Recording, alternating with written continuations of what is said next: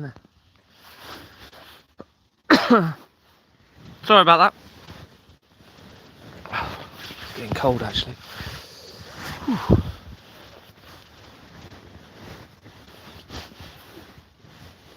Just gonna get in my sleeping bags a bit.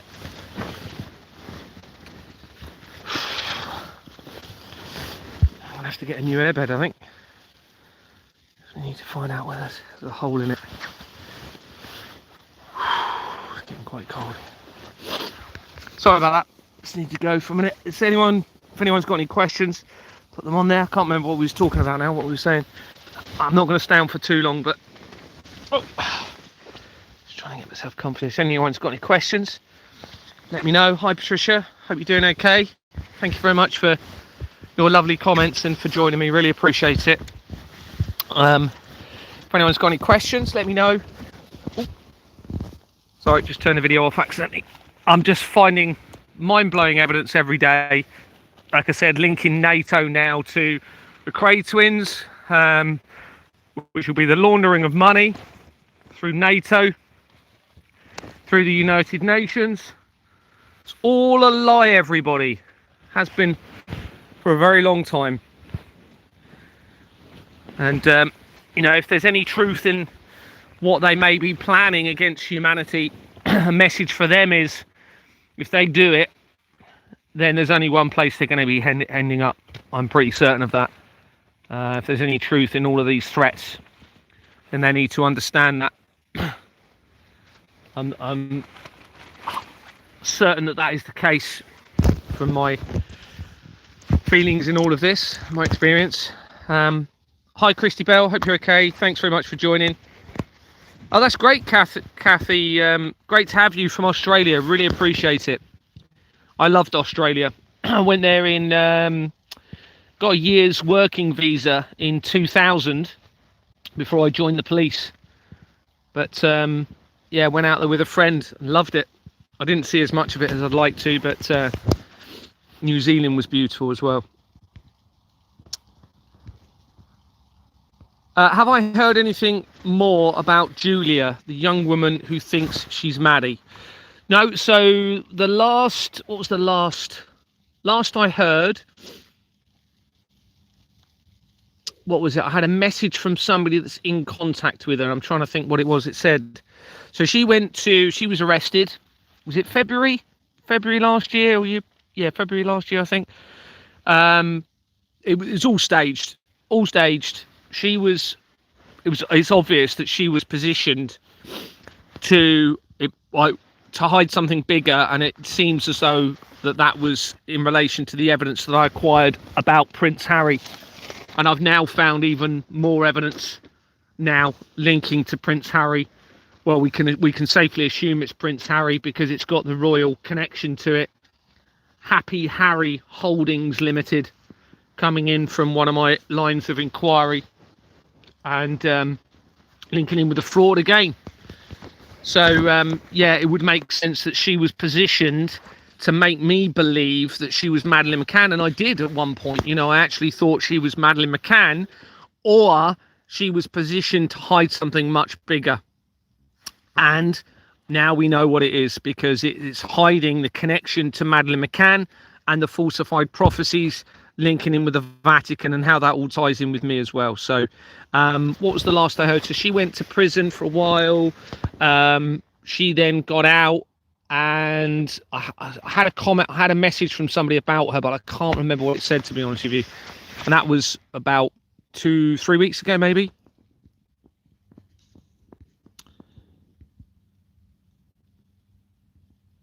Vanessa, you sent me messages on WhatsApp, on Messenger. Yeah, that's great. Thank you. I think I just saw one actually when I was on the break there. And hi Anna, I hope you're doing well. Thanks very much for joining me. Hi Carla. Hi Archie. Thank you very much for your comment, Archie baby. I really appreciate that. Thank you. Hi Gary, I'm really concerned about it all, really. What's pressing for me is the implications of David Icke, because his sons are all over the country talking to people. Yes, you know, a lot of these people have a lot of influence and a huge platform, and if they're not speaking about the real truth in all of this, then all they're going to be doing is delaying or facilitating a delay for the governments and the organisations that are controlling them and the individuals controlling them, linking in with the Vatican, etc., to basically control the agenda moving forward. And of course, all they're going to be thinking about is, very likely going to be thinking about, is how they're going to get out of this, what's best for them, what do they do about this for them, not for everyone else. And they'll be thinking about, you know, those that are in control of this network, protecting those individuals. Now, they're in a very difficult position because, let's face it, this evidence is pretty damning for them, okay? And they just keep giving more evidence all of the time. So there's not really a lot they can do about it. But unfortunately, it puts the rest of humanity in a very difficult position and potentially dangerous. And this could be why we're looking at... Now, I hope there's not a threat to humanity. I really hope there isn't. But the evidence suggests there is from these people. And again, I say to these people, if there's any truth in what it looks like you're going to be doing to everybody, stop what you're doing. All right, because it's not going to end well for you spiritually, and you won't be able to, let's face it, if they end up doing what potentially it looks like they're going to be doing to a lot of humanity, they're going to have to live with that. And I don't care who you are, you will be affected by doing things that, you know, your soul, your moral conscience that is within you, even if it doesn't show on the surface, there will be something inside of everybody. It will eat them alive. Okay, they will actually end up destroying themselves anyway as a result of it.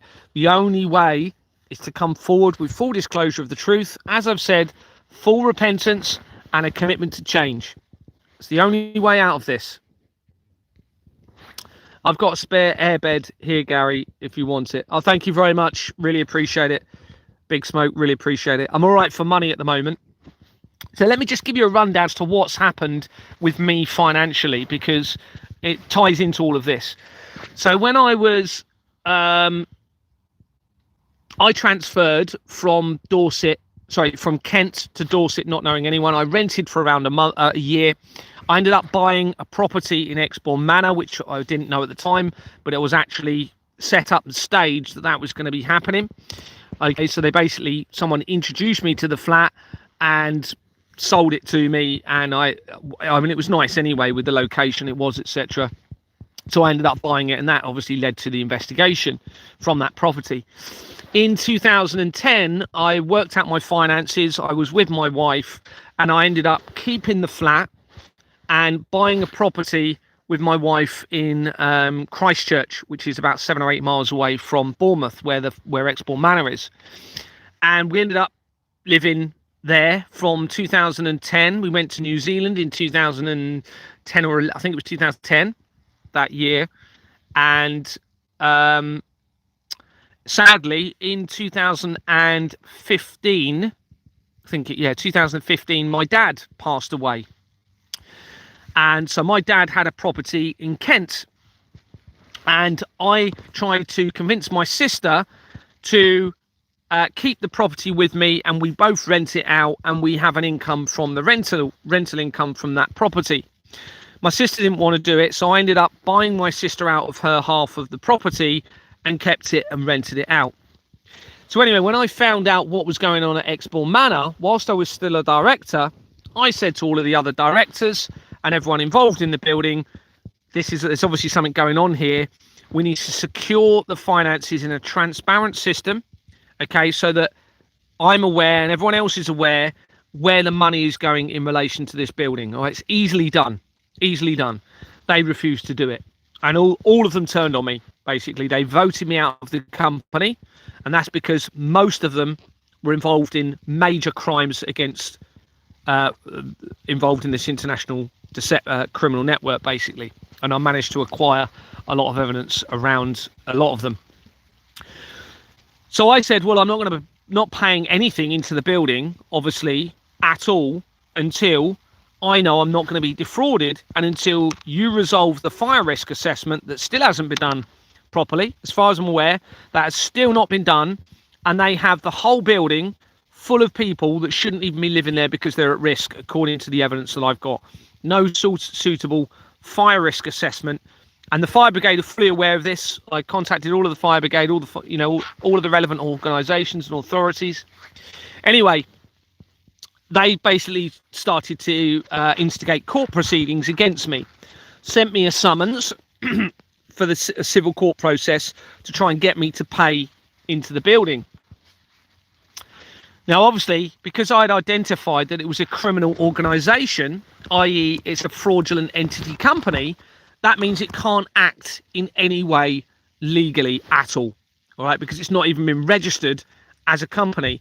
So if they try and employ a solicitor to take action against me, it's not legally possible, even under their own legislations, the government's legislations, because of the forgery behind the company. You cannot have a legal entity company acting legally anyway, an illegal entity company, sorry, acting legally in any way. So I through this supposed summons, I worked out that there was details being missed. You know, they were clearly worried about what they were going to do if I didn't pay or didn't go to court. Anyway, I didn't go to court, just didn't turn up.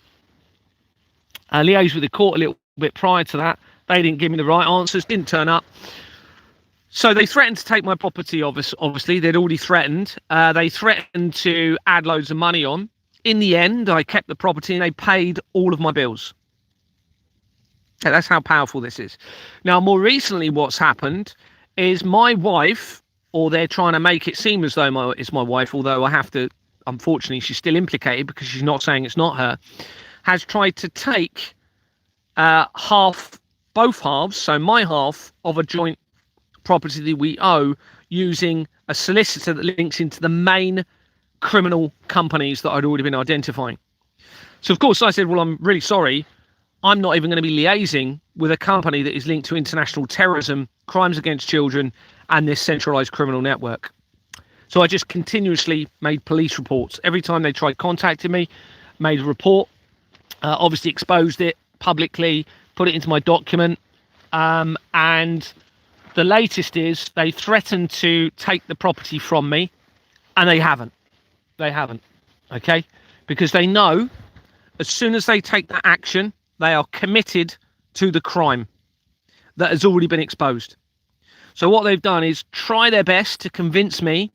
The last thing they did was try to convince me to sign the property over to my wife. And she's absolutely entitled to half, although I've paid more. I'm still happy to give her half of the property because that's what I agreed. I agreed in our relationship, because I was earning a bit more, I will pay more into the joint accounts to make it a bit fairer. And that's what I did. And I paid, I can't remember exactly, but I think I paid the majority of the deposit on the building, on the property when we got it. But I absolutely, I've always said absolutely entitled to half of it. Now she's been trying to take all of it from me. Now we don't have children, otherwise that would be a different side of things there. So anyway, now they're stuck because they are now in a position of they either commit the crime or they don't, knowing that it's fully exposed. So interesting. And don't forget, this is unprecedented times we're in now. This evidence is brand new to humanity. So, and all that's going to happen is, if they carry on, I'm going to be arresting my wife at some point. If the police don't do it, I will be doing it. The solicitor will be arrested. Okay, they're going to be implicated in this international fraud. They already are to some extent, because you've got the conspiring to commit the fraud anyway. So they've already gone past the point really of no return. However, if they were to actually take the property using these criminal organisations, then there's no coming back from them. Was Epstein running an AI baby factory at Zero Ranch? I have no idea. Sorry. Jeffrey Epstein is obviously going to be a puppet in all of this. He's massively implicated in all of it. But there was a guy that he was actually, one of his first roles was to take over Pan Am American Airwaves. And I can't remember the guy's name. I've got it written down. It sounds like it's a German name. Be interesting if it is. He was the one that gave Jeffrey Epstein the role of taking over Pan Am American Airwaves in 1987. 1987, I think it was. Well, it was the year later that the Lockerbie bombing happened, involving a Pan Am American Airways aeroplane. Gary, remind me of Ludnik. Sorry, I don't even know what Ludnik is. I might have forgotten. Sorry, you'll have to remind me what it is. Thank you so much for your offer, though, Big Smoke. I really appreciate it. I've just got to... I'm okay. The reason I was telling you about my financial situation is at the moment I'm okay financially. So I can go and buy another airbed if I need to. But I'm all about repairing. So I will first see if I can find the hole in it. I've got some little patches somewhere. And I'll see if I can fix the hole in it. There's bound to be a hole. Gary, my landlord Templar home build allowed me to move into a property without letting me know it's full of asbestos. Well, there you go. You know, they don't care at the moment. Health and safety is the last thing on their mind with what's going on with the exposure of this international government fraud. You know, they're massively exposed to what looks like crimes against millions of children. It looks like. You know, I hope it's not, but it's certainly looking like that. The last thing they're going to be worried about is any health and safety side of things at all. I think you've mentioned them in your documents. Ludnik. Oh, it doesn't ring a bell. Get some thermals, Gary. Yeah, I'm actually warm enough. When I'm in the sleeping bags, I'm fine. It's just my hands when they're exposed, my fingertips, and mainly the fingertips. So even if I was to wear fingerless gloves, which somebody has suggested, sometimes I'm too cold, like I was earlier today, to actually use my phone.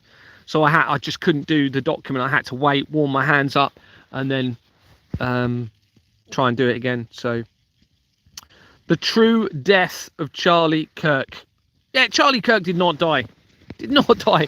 I've done research on his wife. She's linked into the fraud. It looks like it's her linking into the fraud. Charlie Kirk had a company that goes straight to the same companies that started Exporn Manor. You know, it actually looks as though that was all staged for my benefit to see if I'd work out that it was fake. So Charles Kirk Limited was started with the same companies as Exporn Manor that I've just told you about, where my investigation began. And then when you come in from other entries on Companies House for Charles Kirk, one of them makes an almost immediate link via JP Cord, I think it's called, to David Icke. David Icke links to my families, all three of my families, very quickly. So does Julian Assange. So does Ghislaine Maxwell. Jeffrey Epstein's very quickly connected, not as quickly as the others. Elon Musk is almost directly connected. And I mentioned it last night, but I need to get the evidence out at some point. I need to build my TikTok account again up a little bit if I can. I think I've got 10 people on there now. But the death of Keith Palmer, who was the police officer that was supposedly killed outside of, I think it was Westminster, by, I can't remember his name, but they tried obviously claiming it was a race attack, if you like, with a different faith and different skin colour attack on a police officer. And the member of the councillor, sorry, was he a councillor or member of MP? No, he was an MP, wasn't he? Tobias Elwood was the MP for Exporn Manor, for that area where Exporn Manor is. He happened to be there when that attack happened and tried saving the life of Keith Palmer. So I researched Keith Palmer, go straight into the international fraud and links to Elon Musk. The exact same we're talking very, very quickly. It's not going to be a coincidence. Not only did it link to the fraud, Elon Musk, and the exact same company that links to my brother-in-law, I then researched the suspect who attacked Keith Palmer, and it went to the same element of the fraud, an almost identical company name that then linked to Elon Musk. It's just mind-blowing.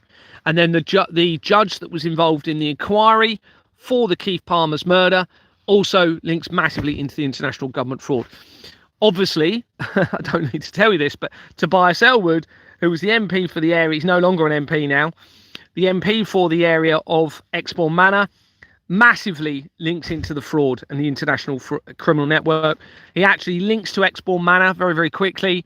He links to members of my wife's family via the research.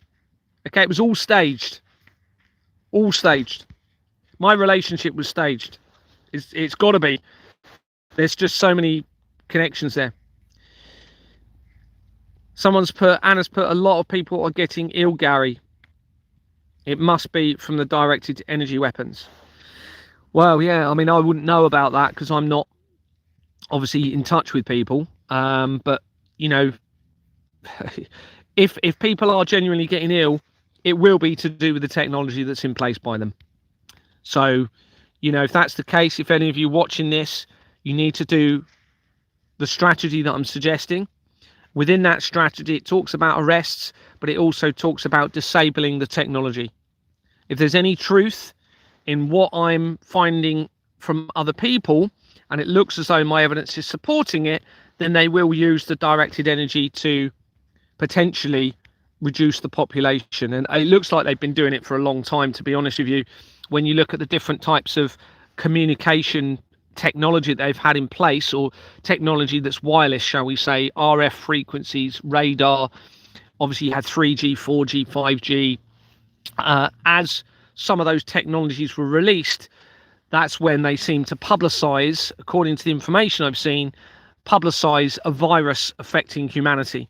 So it looks as though what they're doing is they're experimenting with that technology. It's causing harm, and they're too quickly, and they're having to cover it up with the virus. That's what it looks like, according to what I've seen, and my evidence is supporting that. But I say to them again, stop what you are doing now.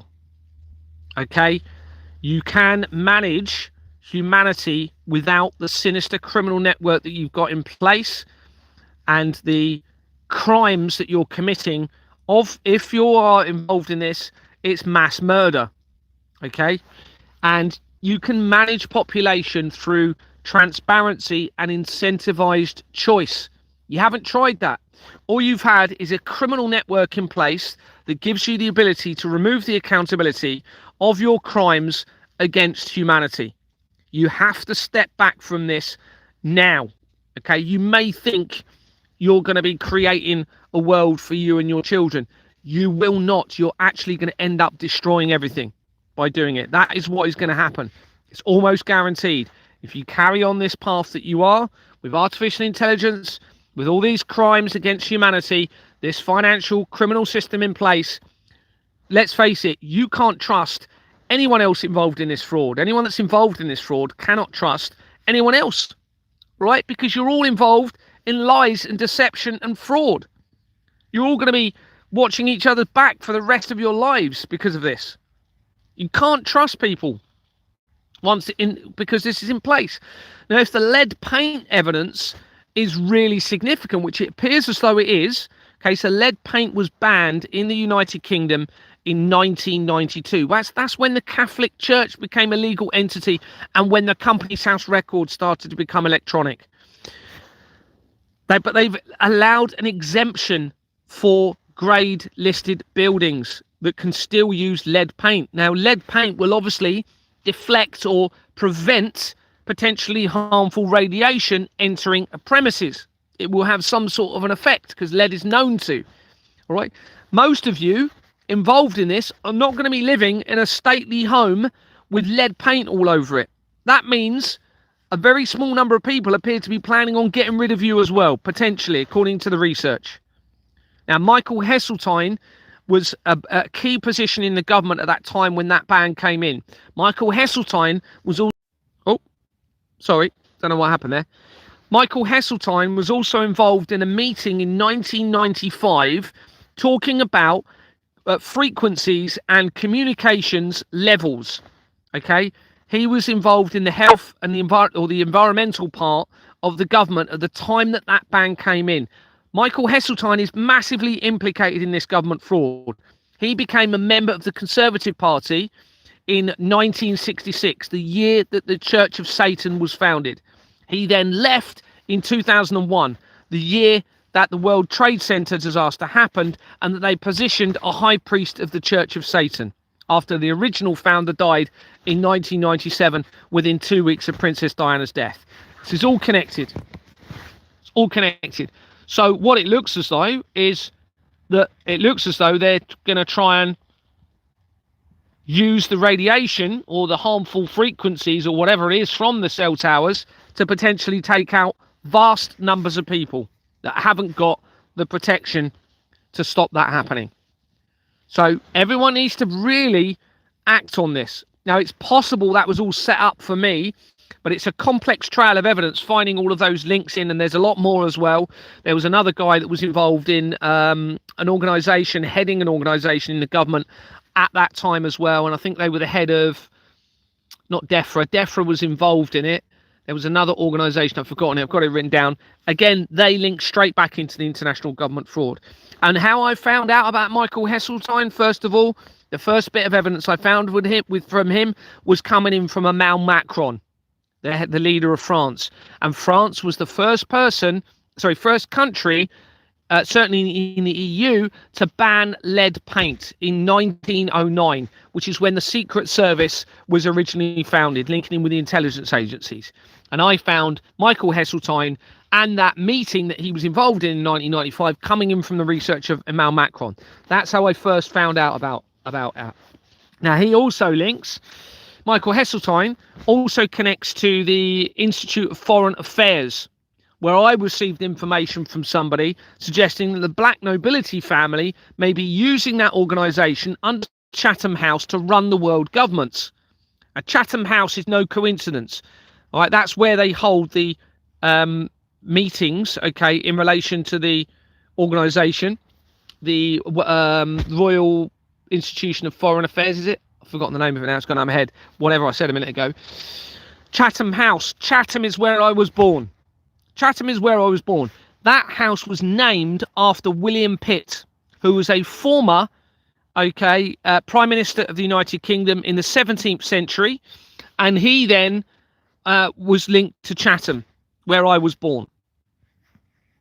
And he was also somebody who was, which becomes very relevant in all of this, he was somebody notoriously, or mentioned, as one of the many other notorious people that had gone to this location, was clothed at an organisation in Savile Row, which ties in massively with the international fraud, and it looks as though that links in with the crimes against children. There's an organisation called the Hunters and Sons, that was done the tailoring for many of the princes of Wales and other aristocratic individuals from the entertainment industry, people as well. They did the suits for them. And then you've got, going off the subject a little bit here, but whilst I'm on it, the Nutters of Savile Row, was literally the name of an organisation, linked straight back in with the satanic side of all of this, all right, which could be an infiltration, but you've still got this satanic connection. And they were the ones that clothed the Beatles for the Abbey Road album cover when they're crossing the road where the zebra crossing is. And only 3 of them were wearing suits designed by that particular tailor, the Nutters of Savile Row. One of them wasn't, and I suspect that was them telling us, because I can't remember which one wasn't wearing the suit, but I suspect they were telling us that Paul McCartney was not the real Paul McCartney, and that's why they didn't actually dress him in a Nutters of Savile suit. Anyway, gone off subject a little bit there. They all looked highly sus on the video you did, Gary. Oh, in the meeting. Yeah, unfortunately, they were all, this is why they all sat towards the back, and I was the only one at the front, other than Alan, who was sat over on the sort of, as you're looking at me on the left, he was sat.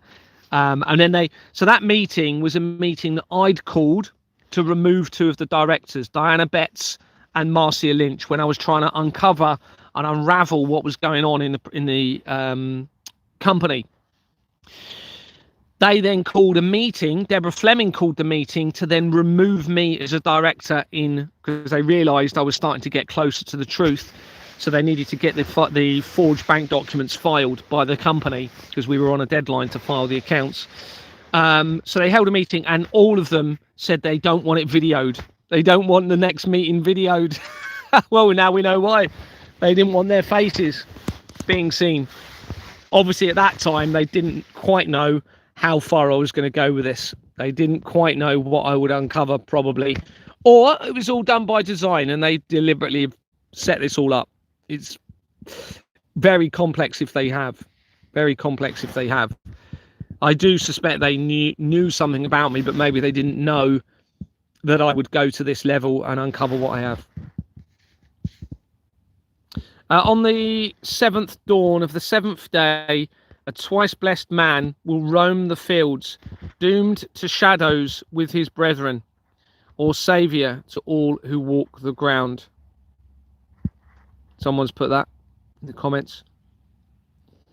Back in 1985, I lived and worked in Cardiff, Mansion House. That person is still alive. Norman Lloyd Edwards, ? 1985. Wealdstone Radar. Not seen you in ages. So I'm trying to find him. I could have the wrong name. I'll come back. Is it Howard Ludnick? Oh, I think I know who you talk. Oh, do I know who you talk? Is it obviously the Russian connection? I can't remember without looking in my document. I don't know. I'd have to look at it again, to be honest with you. There's so much evidence now in it. If I haven't written it recently, then it's quite difficult for me to remember some of it. Hat helps with 70% of heat. I have, thank you, yes. Someone's put a hat helps with 70% of heat loss. I have got hats. I just don't wear them a lot of the time when I'm doing videos, etc. Charlie is alive. Yeah, I don't believe Charles Kirk died at all. Tate brothers are implicated. Yeah, I haven't researched them. I'm presuming you've done a little bit of research, but yeah, anyone that's got a platform, you know, that's above a few hundred or a couple of thousand, generally they're going to be implicated. Generally, I literally, I mean, it's so blatantly obvious now with the Companies House fraud. This is what it's all about. That if anyone's not talking about it, you simply cannot trust them. I'm sorry to say that, you know, but that's literally how you got to look at this now. So anyone that's not actually focusing and exposing this, you just can't trust them. Remember, it's worth trillions. It's linked to the drug trade, the sex trade, and the prophetic element in all of this. So you'll have lots of people that in some way are going to be compromised by it.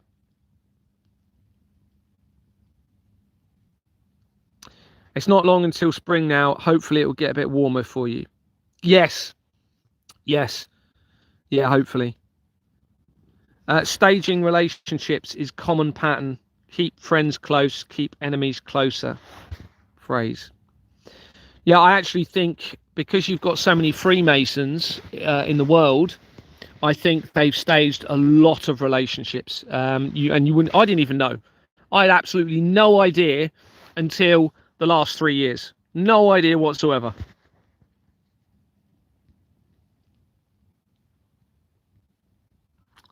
There is no royal family. Yeah, well, certainly those that are in the position at the moment, I believe, are imposters. It's fairly obvious that they're not the real royal family now. There's quite a lot of evidence in relation to my document going into it that it looks as though, and this was thanks to Vanessa, you know, and we can't ignore this because it's being corroborated and supported by what I've found, that Charles's real name is Frederick Lee, and that goes from that name straight to a Freemason company when you research Frederick Lee. And not only does it go to a Freemason company, it's Blythe Masonic Buildings, okay, which is a company that was started in 1930 something. It's quite an old company. When you research Charles and Blythe, it came up with the last Scottish king, last Scottish gypsy king was Charles Blythe, okay? And when you go in through that Blythe Masonic Buildings, you hit the Royal Yachting Association Company, which I'd already connected to my upbringing, to my friends that I was brought up with, okay? And it links now multiple other connections. So we can assume that Frederick Lee was a royal connection. It supports what Vanessa's saying. But then there's loads more. When you go into it, you then start to hit and find a connection to Gerald McCann. Gerald McCann. And Frederick Lee is important, the name Lee, because we found out, and I didn't know this at the time, that the Cray twins' mother had a surname of Lee. And Vanessa was brought up with somebody who had the name of Lee in the village of Aylsham. So, I mean, there's more evidence than that. I haven't got it in front of me. That's just coming in from the Frederick Lee side of things. But what was the other one was, so when I researched the Cray, because from there, obviously, I researched the Crays a little bit more, and I've done more research today on the Crays as well, by the way, Vanessa. So, when you come in from, I think it's the Crays' father or grandfather, I can't remember, the name links straight to a company that I already linked into Jimmy Savile. And it then linked from that Jimmy Savile connection into the Association of Police and Crime Commissioners. It's just unbelievable. You know, you've got to remember there's over 5 million registered companies on Companies House. I've looked at about 400,000 maybe, which is not a lot on the scale of them. And I'm just finding these connections within a few companies everywhere I'm coming in. So it proves that we've got this centralised criminal network in place by our governments.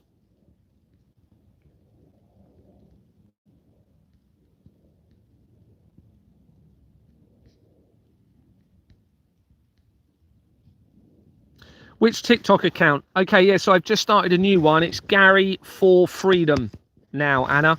Gary for Freedom. There's only 10 people on it, I think, at the moment. I haven't even put anything on there yet.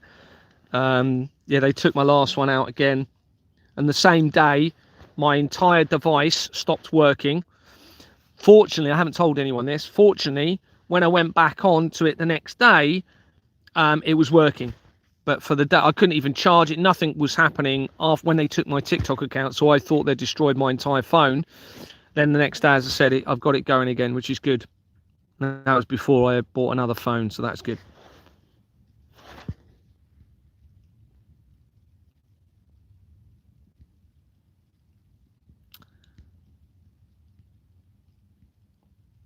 Someone's put, I need a warm home. Look, I can't worry about me at the moment. I've just got to keep doing what I'm doing.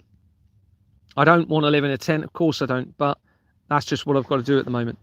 The lead paint blocks MK Ultra frequencies.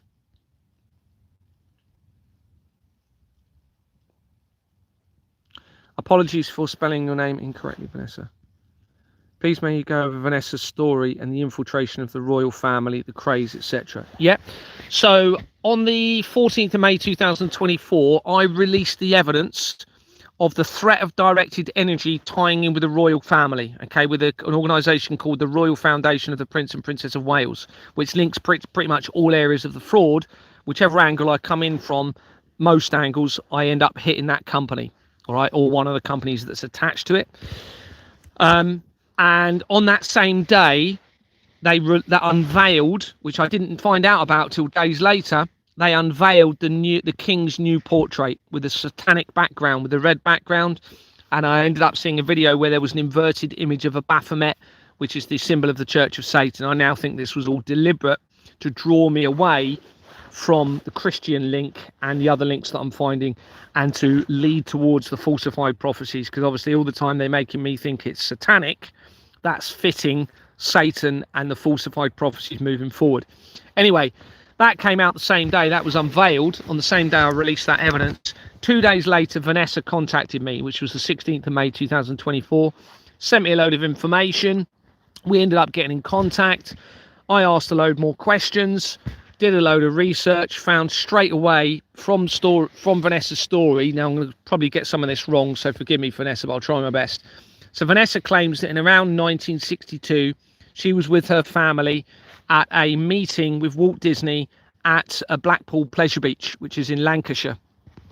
And she was taken from her family to a house in Blackpool initially for a while, and locked in a room for a lot of the time. She was eventually then taken to a village called Aylsham, not far from Canterbury in Kent. Now that's obviously Canterbury's where I was born. While she was there, as she was growing up, she witnessed horrific things, including a murder. She had horrific things happening to her. Lots of other things were going on in relation to her life, which, you know, I won't go into too much about what's happened specifically to her, but there's lots of information. Anyway, so of course I started researching Blackpool just to see would Walt Disney have even been there, trying to verify some of the information that Vanessa had given me. And it was proven that in the 1950s, Walt Disney was visiting the location a lot. And it actually was, Blackpool Pleasure Beach was the inspiration for all of the Walt Disney resorts in America. And the first one was in 1955. The first one was built, and it was the only one that Walt Disney himself was actually involved in relation to the opening element of that. Now that suggests he could have been taken out and replaced after the first one from 1955, leading into the infiltration of the royal family of what Vanessa was talking about. Vanessa has memories of being in what she believes is Buckingham Palace and lots of other memories. She also had artifacts. Sorry, I forgot to mention this. When her auntie died, or went before she died, I've got some of this wrong, I'm sure, but Vanessa managed to acquire items that she believes are real royal artifacts. So a coronation book, a ring, a tiara, some other artifacts as well, and they've got initials in them and things like that. So she had these artifacts. So I then found out that the significance of the Walt Disney connection to it. Then I researched obviously Blackpool Pleasure Beach a little bit more, found how massively important that is to the world in relation to theme parks, and it was taken over by a Thompson family. Now the Thompsons, remember, my family already associated with the Cray twins, so I was told when I was younger, and I've seen a photograph in a property in London with my supposed dad's real mum, and supposedly that shop was linked to the Cray twins. Anyway, where was I going with that? Oh, my mind's gone blank. So hold on.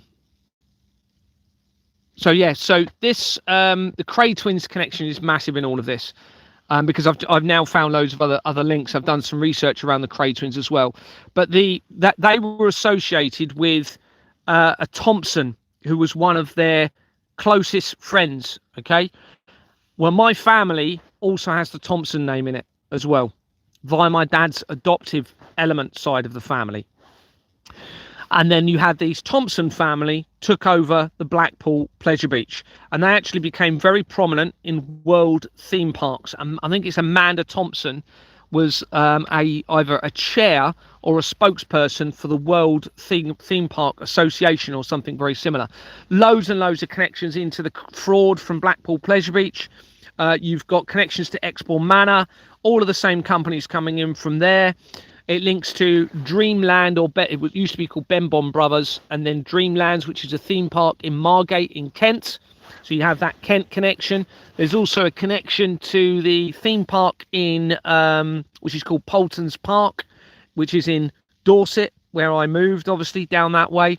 That, I think, is going to be linked into, it's looking as though that's going to be connected to Sonia Poulton's family, who's the independent journalist. That's what I suspect based on the evidence that I've seen, and the fact that she was colluding with Anthony Roberts of Exbourne Manor, and she's linked directly to the Pizzagate scandal as well, which links to Hillary Clinton.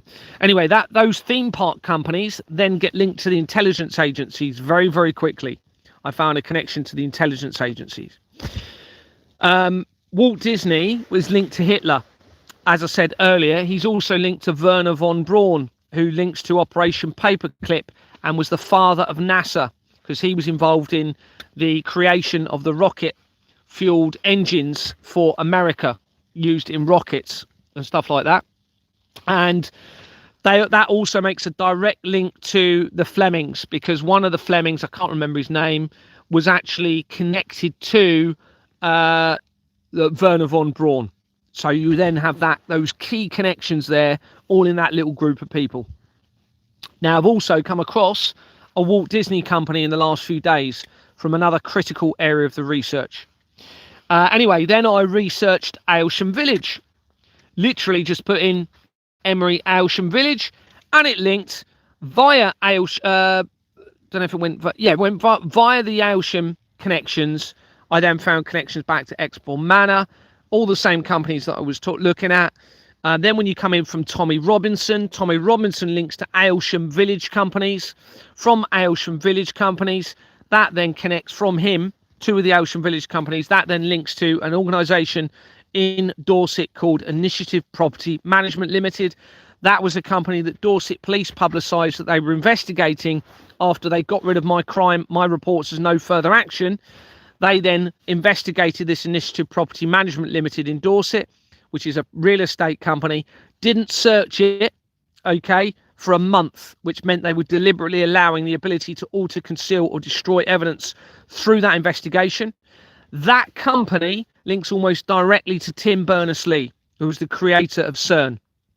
Okay, the creator of CERN, Tim Berners-Lee, lived in Wimborne, in Dorset, the same place where the Flemings lived that initiated my removal from Exmoor Manor. There's loads more.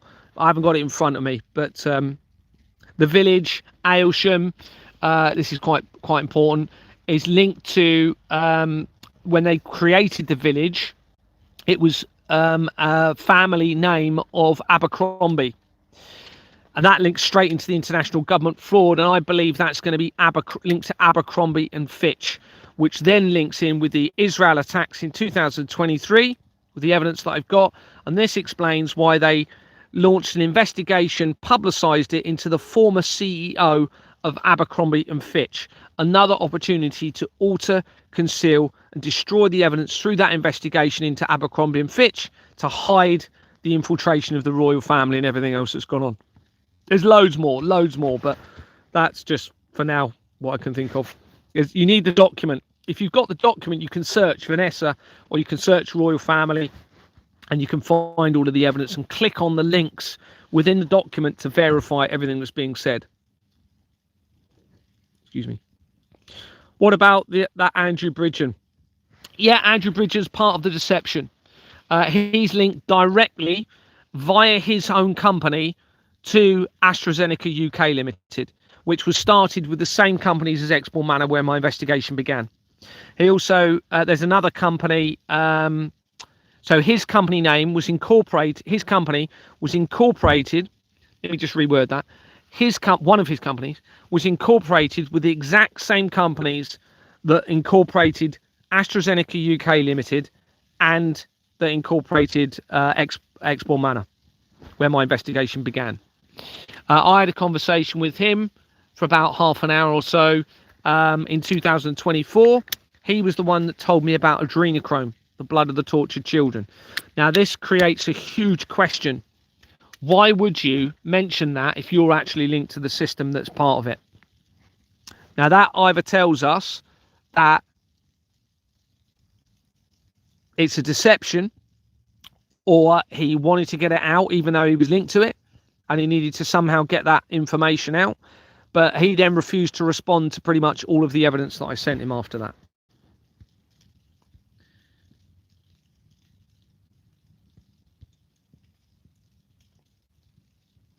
The Tartarian Empire springs to mind. Thanks, Gary. Yeah, I need to do some research about that, actually. It has cropped up to do with some of the things that I've researched. There's one of the company names. Which one is it? Atlas? I think if you research Atlas, which is quite important in all of this, I think that links to, is it Tartaria? I could be going down there. I haven't got it in front of me, so.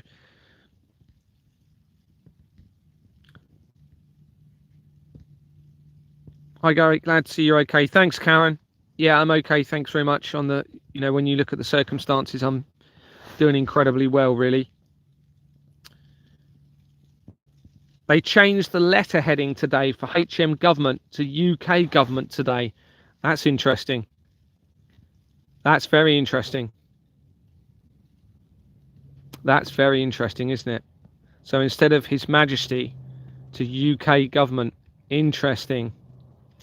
Well, there's lots of talk, isn't there? Only on social media, so you don't know how true it is, that the king is being implicated in the Epstein files, and very serious crimes against children. We're talking like sacrifice, and now I believe that's what my evidence supports. But whether that information is genuine, it's only social media. But you've also got Kevin Annett, who is saying that the King and the Queen and various other high-profile aristocratic individuals were involved in the murder and unaliving of children and torture of children, and he's claiming there's arrest warrants for them, for about, I think there's at least 13 people he's talking about. That's interesting. They changed the letter. Oh, which is the... Is there another Vanessa on here, is there? Charlie Fraud is my king. Look at how insane she is. Right. Kathy, I'm going to get rid of you if you're being...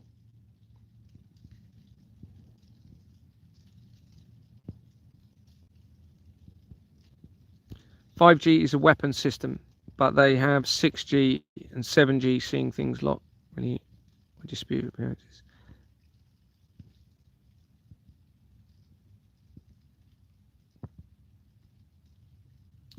Right, I'm going to have to get rid of one of the Vanessas, aren't I? Let me just go and make sure I get the right one. Bear with me.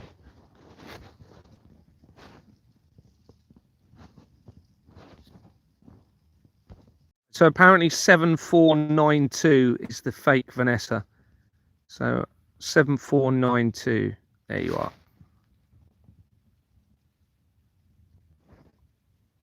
Let's get rid of you. Hide from channel. That's what I need to do, isn't it?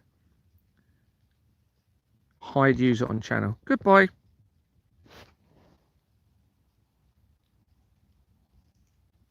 Okay, they're gone.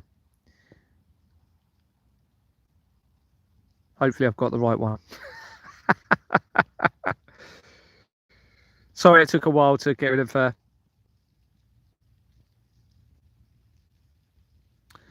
What is with the two Lisas, 1971 and 1972, and the fake Vanessa? All right.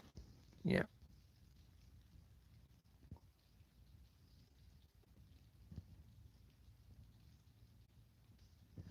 Going to get rid of you, Lisa. Goodbye. Hide from channel.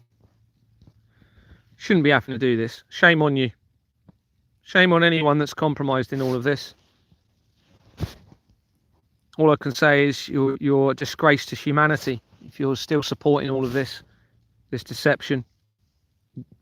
Sorry to say that, but remember the horseman fox hunting pictures on every living room wall related to hunting children. Yeah. What I need to do is I need to research the fox hunting, because that is going to be related to all of this. I can't remember what year they banned fox hunting, but yeah, that's all going to be to do with this. This tailors in Savile Row, they were tailoring to do with, you know, the attire that hunters wear, and to do with fox hunting. That was their sort of speciality, and they had all of the princes of Wales and aristocratic individuals being dressed with it. When and how did he get into the family? What about the Queen and Philip? When and how did he get into the family?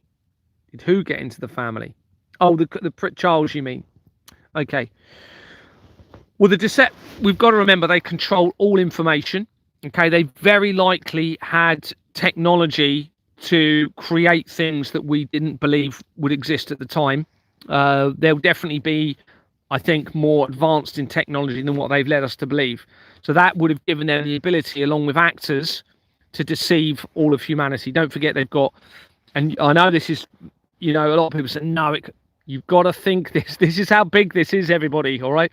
You've got special effects, you've got makeup. This is why you've got actors are all involved in this. You've literally got the acting world is hugely part of the crimes against humanity and the deception against us all. That's why you've got the Garrick Club, which is the oldest gentleman's club. It was set up for actors originally. That's linked to the intelligence agencies. And I found a record for George Courtney, which links to the Krays, linking to that as well. That was set up in 1831. It's one of the world's oldest. with the Society of the Knights of the Round Table, set up in 1720. That was set up by actors. Massively. All the way through my research, it's connecting into the entertainment industry. Of course, that gives them the ability to deceive everybody through the television, but also in real life events, to stage events, to fit the narrative of their agenda.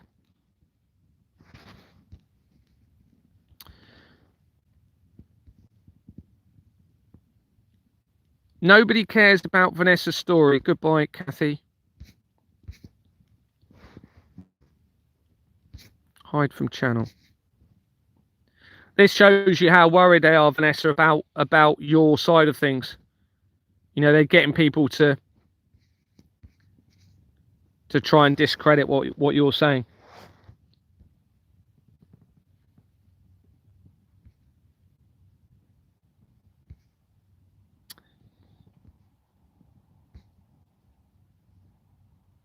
Gary, is there any legal instrument one could use to defend against some of these illegal companies? Yeah, you simply cannot comply with the criminal system. You can't. What legislation is that under? Well, first of all, you cannot become a terrorist. If you pay into the system now, tax or anything else, where the evidence shows it's all connected to terrorism, which it is, then you become a terrorist under Section 15 of the Terrorism Act 2000. Straight away, there you go. You can't. Even if you have I can't remember the exact wording, but if you even possibly suspect that the money may be used in terrorism, you can't pay that money. Okay? Therefore, you don't need to pay anything at all until we have a transparent system in place where we can see that the money is not being used in terrorism. That's one way of looking at this. Go and look at section, I'm pretty sure it's section 15 of the Terrorism Act 2000. And then if you've got my document, you'll see that all terrorist incidents are linked to the same criminal network linking in with the government and to the taxation system, which means there you go, you just can't pay it. Anyone that's continuing to pay into this is actually fueling, it looks like, their own demise, according to all of the research, and the crimes against the children. You're actually funneling your money into the Jeffrey Epstein side of things. That's how obvious this now is, everybody. You've really got to realise how big this is. It's way bigger than they're telling you on the news with the Epstein files. It's way bigger than that. We're talking massive, massive corruption against all of humanity, tying in to the falsified prophecies and in with the Vatican. It's huge, everyone. Now, they're going to be desperate for a way out. This is why I think we're seeing a lot of the stuff of the alien invasion side of things.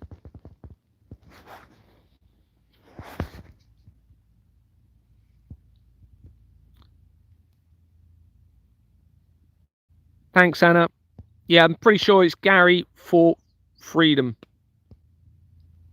my new TikTok account. I will start putting stuff on there soon as well, but I haven't at the moment because there's only 10 people on there. But have you changed your Gmail according to new TikTok? I just saw it. Oh, sorry, maybe I've put the wrong Gmail on there then. No, it's Gary the Truth Sets Us Free at gmail.com. Gary the Truth Sets Us Free at gmail.com. Hi, Adian.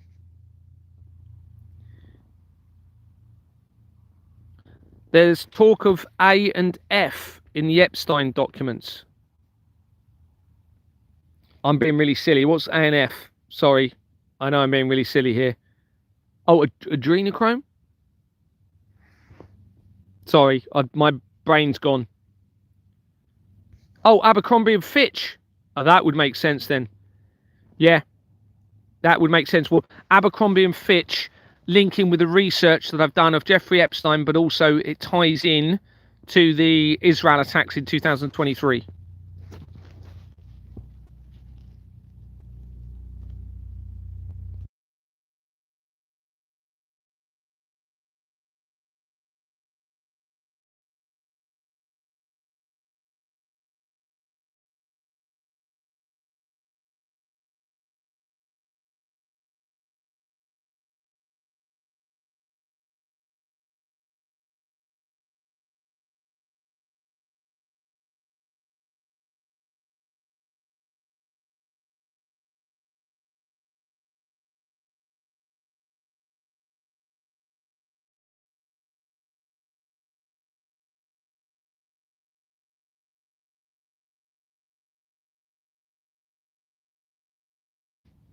Oh, sorry. I accidentally had the mic on there. It's amazing how you and Vanessa have connected, are meant to be, with the truth coming out. Yeah, I mean, it's possible. It's possible it was all staged that way in terms of, when I look at a lot of the other stuff that's happened to me, Andrew Bridgen saying at adrenochrome, John Wedger suddenly praying for me out of the blue. And there's other things as well. Tony Roberts prompting me to continue my exposure, who was the person that resigned, triggering the investigation in the first place. It's just, there's some things that suggest they are deliberately allowing potentially, or somebody is. It could be that we've got different people involved in all of this. We have to consider that you've got some good mixed in with the bad that are trying to assist me in this. We have to consider that as well. Farage is massively involved. Yes, absolutely. He needs to be arrested. He needs to be arrested. Quite simple. Yeah, massively implicated. What is it that you and your brother... That's for...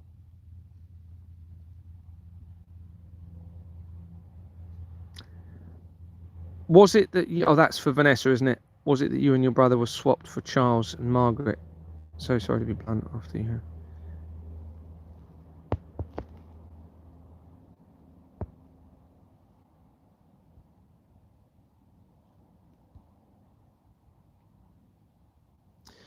They will all fall down. People need to take themselves out of the system.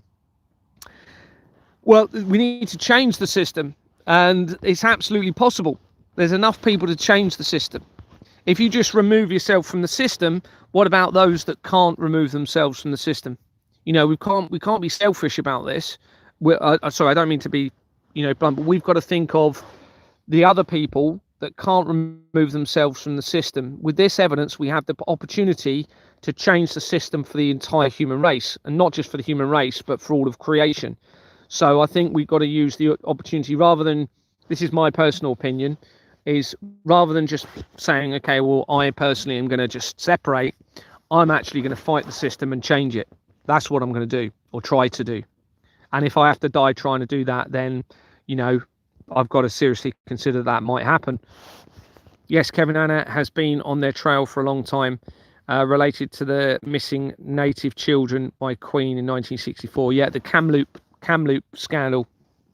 I've done a bit of research on it, which supports that was a true event where 10 children went missing, went with the King and the Queen, and they were never seen again. And apparently they've been found guilty of that, of the crimes against those children, apparently.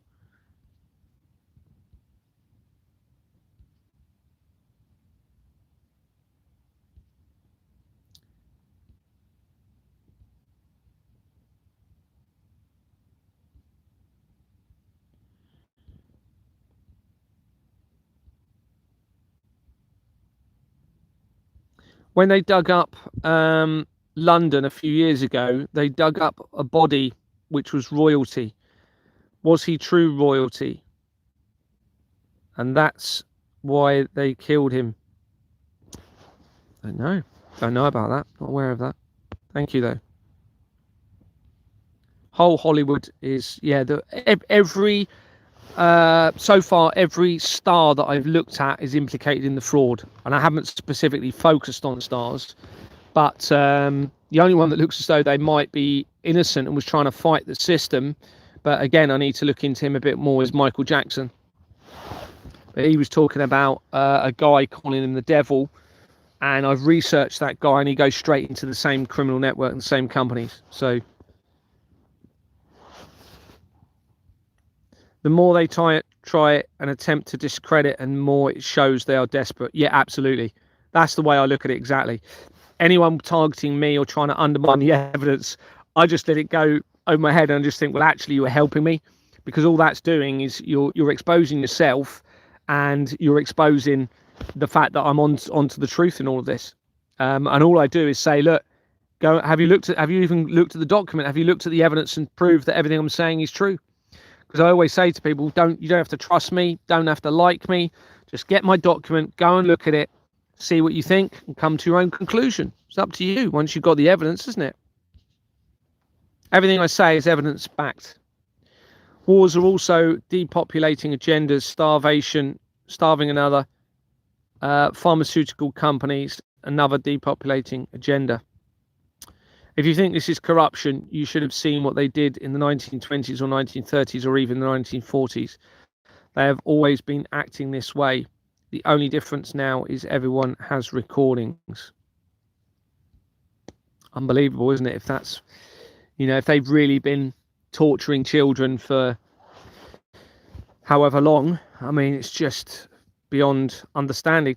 But the big thing for me is, don't forget, all three of my families are implicated in this, and I was brought up with those families, and there was no suggestion they were involved in the crimes against children.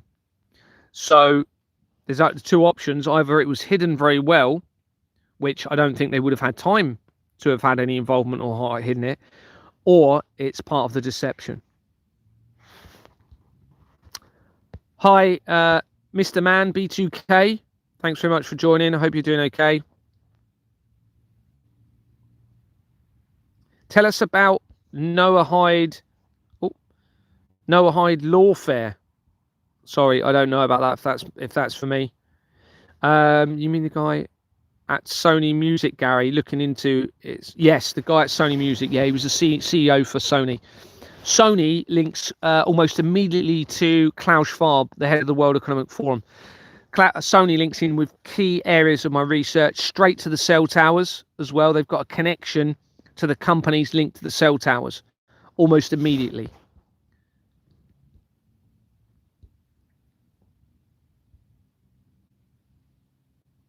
Prince and Michael Jackson were taken out, someone's put. Always telling people to look up your work. Keep up the good work, Gary. Thank you very much, Tree Blaze. Appreciate it. Thank you.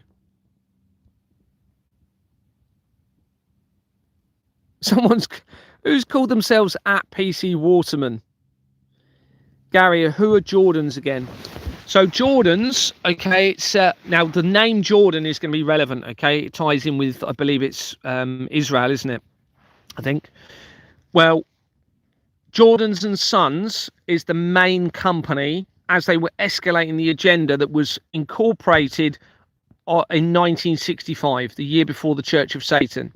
That seems to be the main company used in the fraud that I've established. Jordans does go back further than that, but that particular company for Jordans was incorporated as Jordan and Sons Limited on Companies House in 1965.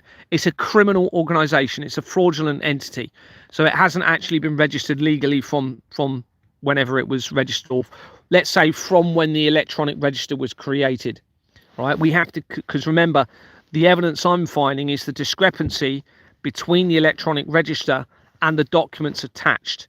The electronic register was started to be created when the Catholic Church became a legal entity. So it's quite possible that they actually did it deliberately, timing in with the Vatican leading into the falsified prophecies in 1992, knowing that somebody would find that evidence. All right, because they haven't forged it in a way that it's unrecognizable. They've done it in a way that the right person would be able to expose all of this and identify all of this criminal network. At the same time that the Catholic Church became a legal entity. So that was in 1992. Key year leading up. That was the year after David Icke came out and said the world would be devastated by earthquakes and tsunamis, remember. So it may well have been deliberate. They may well have set this up for the right person or for somebody to identify it, and expose it at a certain time. Otherwise, if it was me and I really wanted to get away with something like that, I'd make the documents almost impossible to see that they were forged, because the documents have been forged as well as the register. They've done it in a way that it's identifiable. So it's got to be deliberate, otherwise you'd hide it. Now, some people will say, well, that's just their karmic, they've got to put it in people's faces and it's a mockery to humanity. It may be a mockery to humanity, but it's been there for the right person to expose it. Jordan's was created in 1965. It's used right throughout the fraud. It changed its name. So in 1965 it was created. In 1996 it changed its name to Jordan's Limited, which is when Exborn Manor was created in 2007. So that's how I know that's linked to Exborn Manor, because it has Jordan's Limited on it. It then changed its name again in 2019. I think it was April 2019, which is the same month that Julian Assange was arrested, which is all related. And Exborn Manor and Deborah Fleming connected into Exborn Manor, and my families are linked to Julian Assange. Okay, so it then changed its name hold on, am I getting that right? Am I thinking of the Exborn Manor changing its... No, yeah, it's Jordan's, yeah. And then it became, I can't remember when it changed its name again, but it then became Vistra Limited. So if you type in Vistra Limited Company's House on Google, you'll get the company come up. You'll see on the overview, if you scroll down to the bottom, you'll see the two previous names, Jordan's Limited, and then the oldest one, Jordan's and Sons Limited. If you then go on to the filing history, go into the filing history to the incorporation document, which is the oldest document, you'll see a hidden company name called Hamiplag Limited, Hamiplag, Hamiplag Limited, that has not been registered on the overview. All right, so it's a criminal entity, and they've lied where they've put that Jordan's and Sons, only having that name from 1965 to 1996. They have lied, and therefore the fraud is complete, because it's the government that control that register. So the fact they've lied, they've falsified the register, there you go, government fraud, 100%, 100% by the government.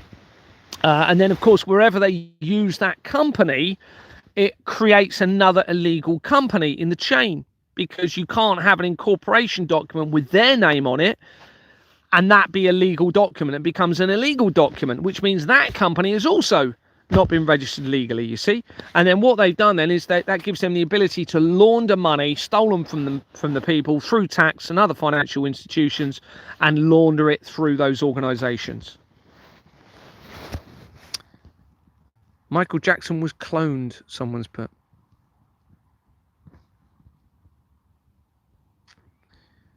Thanks, Anna, for your comment. My brain's all over the place at the moment. I'm just doing my best. That's all I can do. Thank you, Anna. Can you disable and dismantle the fake cloud machines where they distribute them? The fake cloud machine, you mean that creates the weather manipulation, do you mean? Well, yeah, the whole system needs to be dismantled, doesn't it? All of the technology needs to be dismantled. Hi, who's PC Waterman? Love you, Gaza. Magpie. Do I know you? Is this someone I know? Thank you for the comments, though. Fun fact, PlayStation's motto is play has no limit. Go figure. Oh, yeah. Yeah. It's this shirt I have on in my phone profile picture. Someone's put. Gary, I'm finding Irish government and big business linked to Jordans and formations. Yeah, absolutely, Shady. You will see it very quickly if you look in there. That means they're criminal organizations. Okay, certainly if it's the same incorporation from 1965, which you can check. So when you're looking at a company, look at their, obviously if you see Jordans on the incorporation document, see what date that company that you're looking at was incorporated.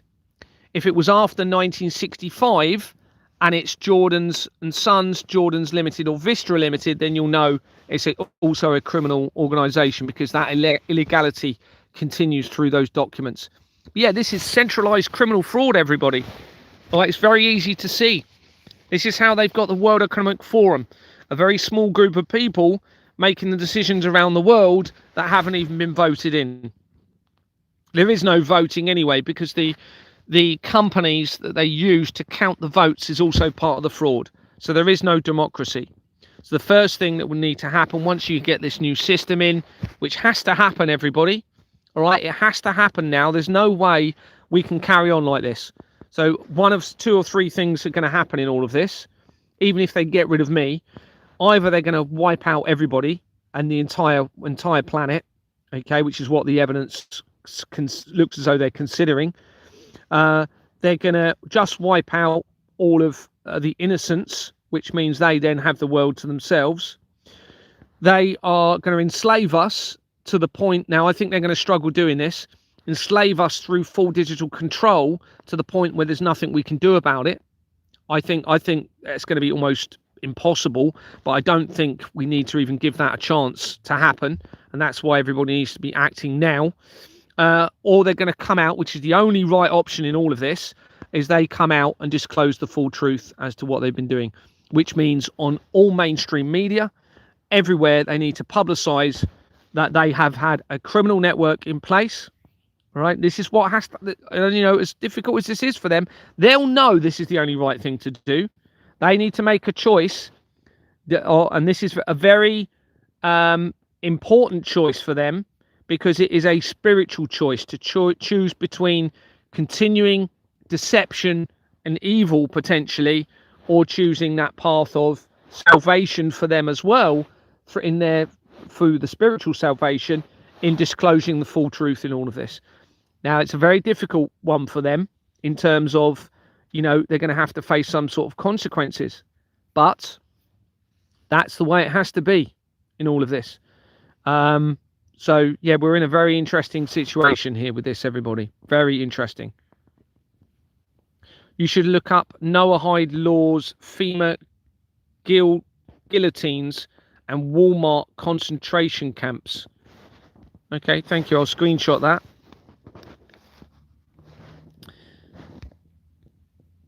What percentage of policemen are good, Mr. Waterman?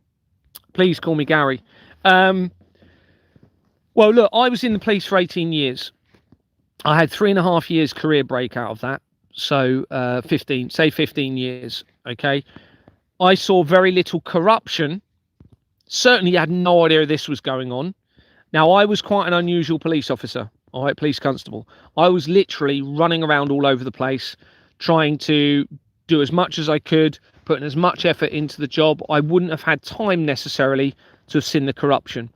Some elements of corruption that I did see was maybe police officers speaking to people in a way that I didn't agree with, or antagonizing a situation, or using physical force above what I thought was reasonable. Okay, so that is sort of the extent of what I saw.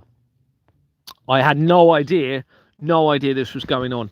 Unfortunately, it's looking like there's way more people involved in this financial crime, which the police appear to have been positioned for, than I was hoping. Now, it's unquestionably linked to the Freemasons. All right, the Freemasons were trying to go under a charitable organisation, setting up or involved in all of this charitable stuff. Well, all charities appear to be criminal organisations, which facilitates the laundering of money. So at the moment, every police officer needs to be a suspect until they come forward with the truth in what's really been going on. And that's an awful way to look at it. But I've found even people that I worked with are massively implicated in it. There's a guy, one of my former colleagues, Guy Briscoe, who was obviously positioned around me for whatever reason to befriend me, along with Jock Condon. Guy Briscoe I've now linked almost immediately to the blood of the tortured children via a name on the incorporation document that's actually linked straight to Ricky Dearman of the Hampstead Child Abuse Inquiry. This was someone that was befriended me, okay, when I was in Dorset Police. They ended up they worked on the Isle of Wight, which now makes sense, where Deborah Fleming was the NHS chief executive. And then he worked on the mainland in Hampshire. And not only does he link straight to that, he links to the research I've done of Harold Shipman. And this isn't just via an incorporation company. This is via another connection in the links. And he links to the Las Vegas shooting. Obviously, he didn't do those things. I'm just saying he connects into the same criminal network, linking in with those events. So he would have been positioned, for whatever reason, right by me to befriend me.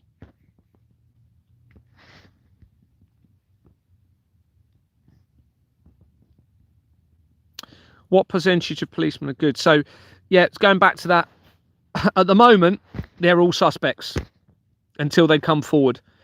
Now, I can envisage, well, I hope it doesn't come to this, but we have to seriously consider that people need to arrest the police in this. Now, I hope they do the right thing when people, or if people start arresting solicitors. I hope the police support the people, and by doing that, they'll be supporting their families and their children. If they don't, then they are causing their own end, basically, in all of this.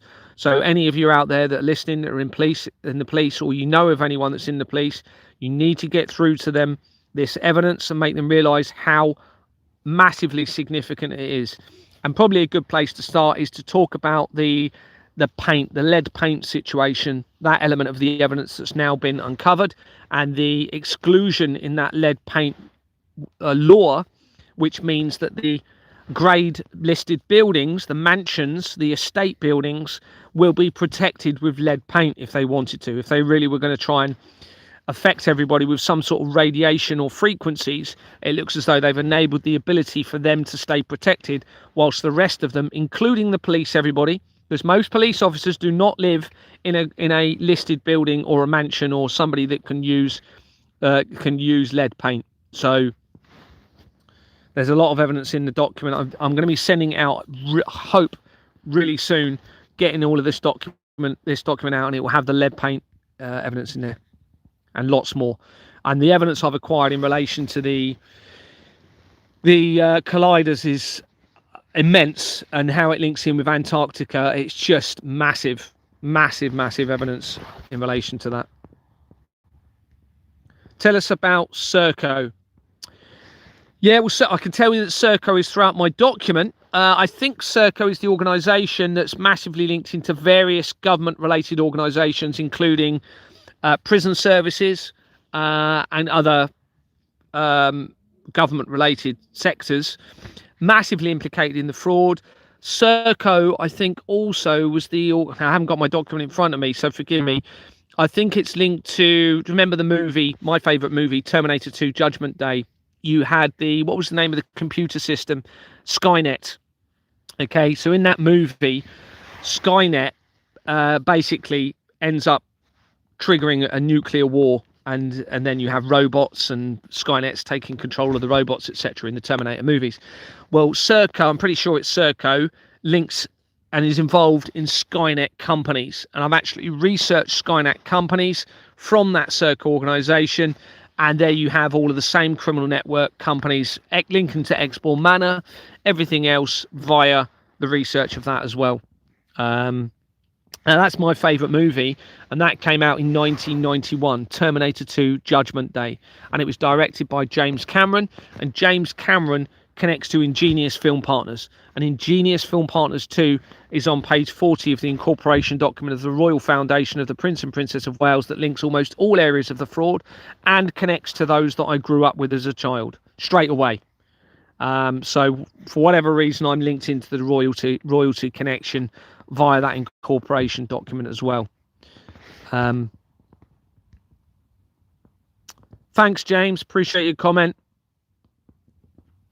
There's a Jordan's Limited that predates it, but cannot find any company on the register for that time period. Yeah, it should be there. It should be there. So if you go in, literally on your Google bar, if you type in Vistra Limited, right, go down, I think it's either the second on the page or second down or something like that, you'll see Vistra Limited that was incorporated in 1965. It should be there, unless they've removed it. I've screenshotted it anyway. I've got all of the evidence secured if they have. I haven't checked it for a little while. And that Vistra company, all right, links into the funneling of billions of pounds into an organisation called EQT. Well, EQT Partners links almost immediately to Ghislaine Maxwell. With Prince Philip and the Queen, it was 10 missing children in Canada. Yes, it is. Yeah, the Kamloops organisation in British Columbia, I think it was. There's a company called Kamloops Limited that I found, which there's no other meaning for Kamloops as far as I'm aware. It will relate to that area, that then links into the same criminal network and the apparent crimes against children that I've established. How would there how would their paths have crossed in daily life, your family, Gary? How would their paths have crossed? Well, I was brought up in Kent. Okay, I was born in 1977, when my mum's name was Maureen Waterman and my dad's name was Roy. And I was led to believe that my dad was adopted, and his this is no coincidence, everybody. They told me that his adoptive mum that he only found out about when later in life was called Queenie. It's no coincidence. That wasn't a real name, but that's what I was led to believe that her name was. So her name was Queenie. My other nan, my mum's side, was called Grace. Okay. Now I was led to believe that my father was from an adoptive family, and that they had a travelling background, and that the adoptive family element had associated with the Cray twins. So anyway, I moved from Kent to Dorset, not knowing anyone at all. Okay, I literally wanted a new life down there, 3.5 hours away, about 3.5 hours away. And it turns out that through the company's house records, my father's company, for example, was started with the exact same companies as Exbourne Manor. Even though I knew no one down there, they didn't tell me they knew anyone down there. They kept it all hidden from me. All hidden from me. Now, not only is my family in Kent connected to who I ended up marrying's family, who I married in 2019, which again was April 2019, I believe. So that's not going to be, that's interesting, isn't it? That's the same month that Julian Assange was arrested. But also my brother-in-law's family connect to my wife's family and connect to my family in Kent through the research far too quickly to be a coincidence. And my brother-in-law's family connects immediately to Stephen Owens, who was the managing agent for Exbourne Manor when I moved into that building in 2007. He never ever said a word to me about it. I found that out 3 years after my investigation began. And then from that organisation straight into international weapons companies, Leonardo's, B&A Systems. You've got aerospace companies linking to Ghislaine Maxwell. You go in a little bit further, you've got an Airbus defence company that links to Jeffrey Epstein almost immediately. And then within that company or one more in, I can't remember, you have Elon Musk as a director linking to a satellite company that's there. Now, it's possible all of this has been staged for me to uncover it. It's possible. The big question is, why? If they've staged all of this, why have they centered me in all of this? It's a huge question. Now, I can speculate why. But,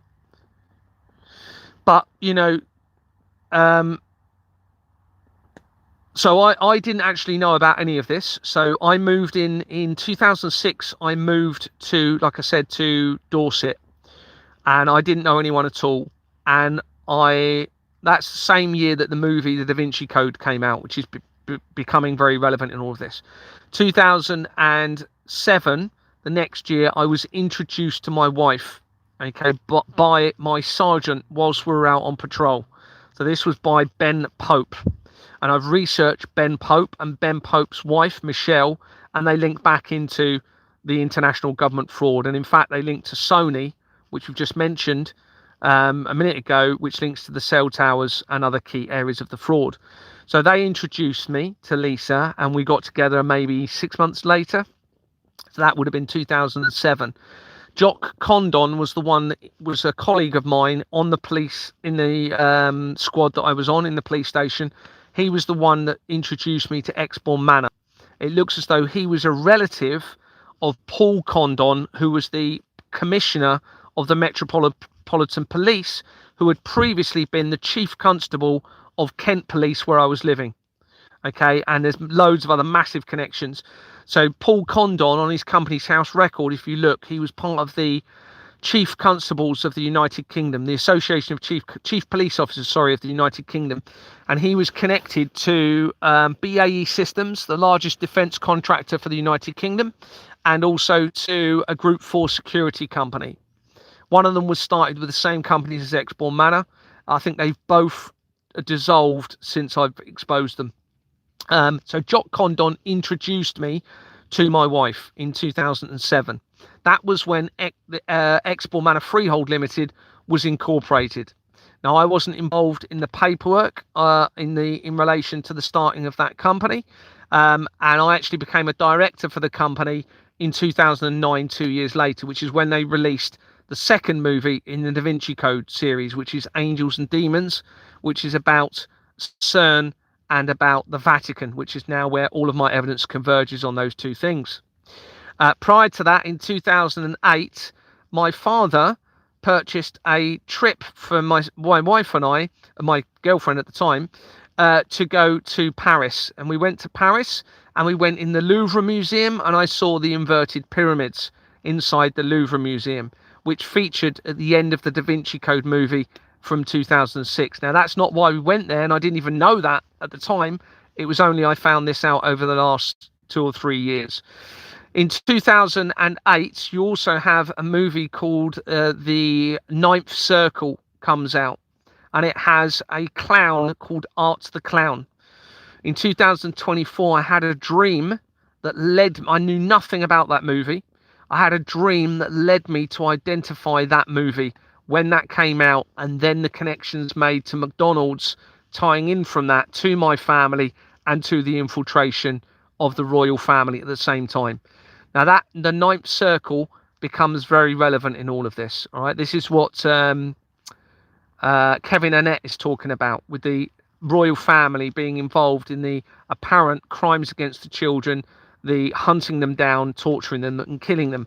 It's under the Ninth Circle organisation, which links to the Vatican and into the royal family.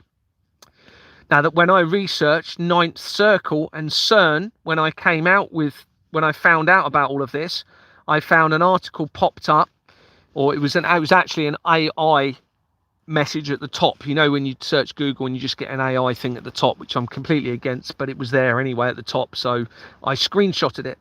It said that the technicians at CERN, when there's a problem with the machinery, they call it the Ninth Circle or hell. Now, more recently, I found the Keller company linking to Switzerland, the Keller Group.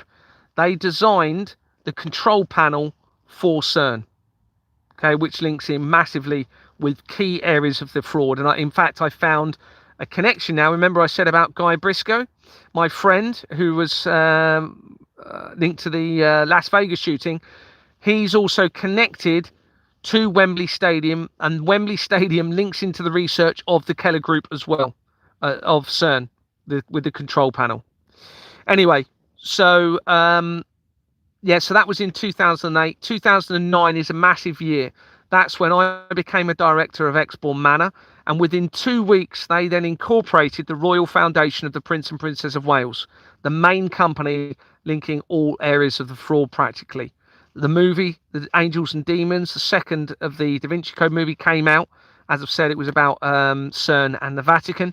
Also, it's when you had the Iranian Green Movement began, which I've now done research on and becomes critical in relation to the Iranian deceptive conflict agenda and how this all ties in. The leader of Iran is linked to Donald Trump. It's linked to the Vatican. They are all working together. Fact. 100%, everybody. So all of this thing you're being led to believe there's a risk of a nuclear war with Iran, it's a load of rubbish. It's a lie. They are all part of this, whatever is going on in all of this and how it relates to me as well. So 2009, you also, what else happened? There were some other big things happening in 2009. I can't remember at the moment. It's all in my document. I do urge everybody to get the document. It's the most important evidential document on the planet at the moment, and it will change the world. It has to change the world for the better. The third movie came out, Inferno, came out in 2016. Well, that's the year that the Pizzagate scandal started to be exposed, and that's also when they held a ritual at CERN. They're claiming it's a hoax. It may be a hoax, it may be part of the deception, but there's an article about it in August 2016 that a ritual took place at CERN by the Shiva statue, which represents creation and destruction. And when you look at what's happened from 2016, massive changes right throughout the company's house records are all changing as I expose things. Now, the Pizzagate scandal links straight to the Virgin Foundation organisation, straight on the incorporation document. You've got a Virgin Management Limited linking to Hillary Clinton. Well, the Virgin Foundation companies links to my wife's former employee, who was Charles Sherwin, who was a dentist in Sherborne. And Sherborne is where the leader of Qatar was educated. And the leader of Qatar owns a massive share of the Canary Wharf building, and the Canary Wharf building companies are shown from the Israel attacks of 2023 and linking into the research of the Manchester Arena bombing of 2017.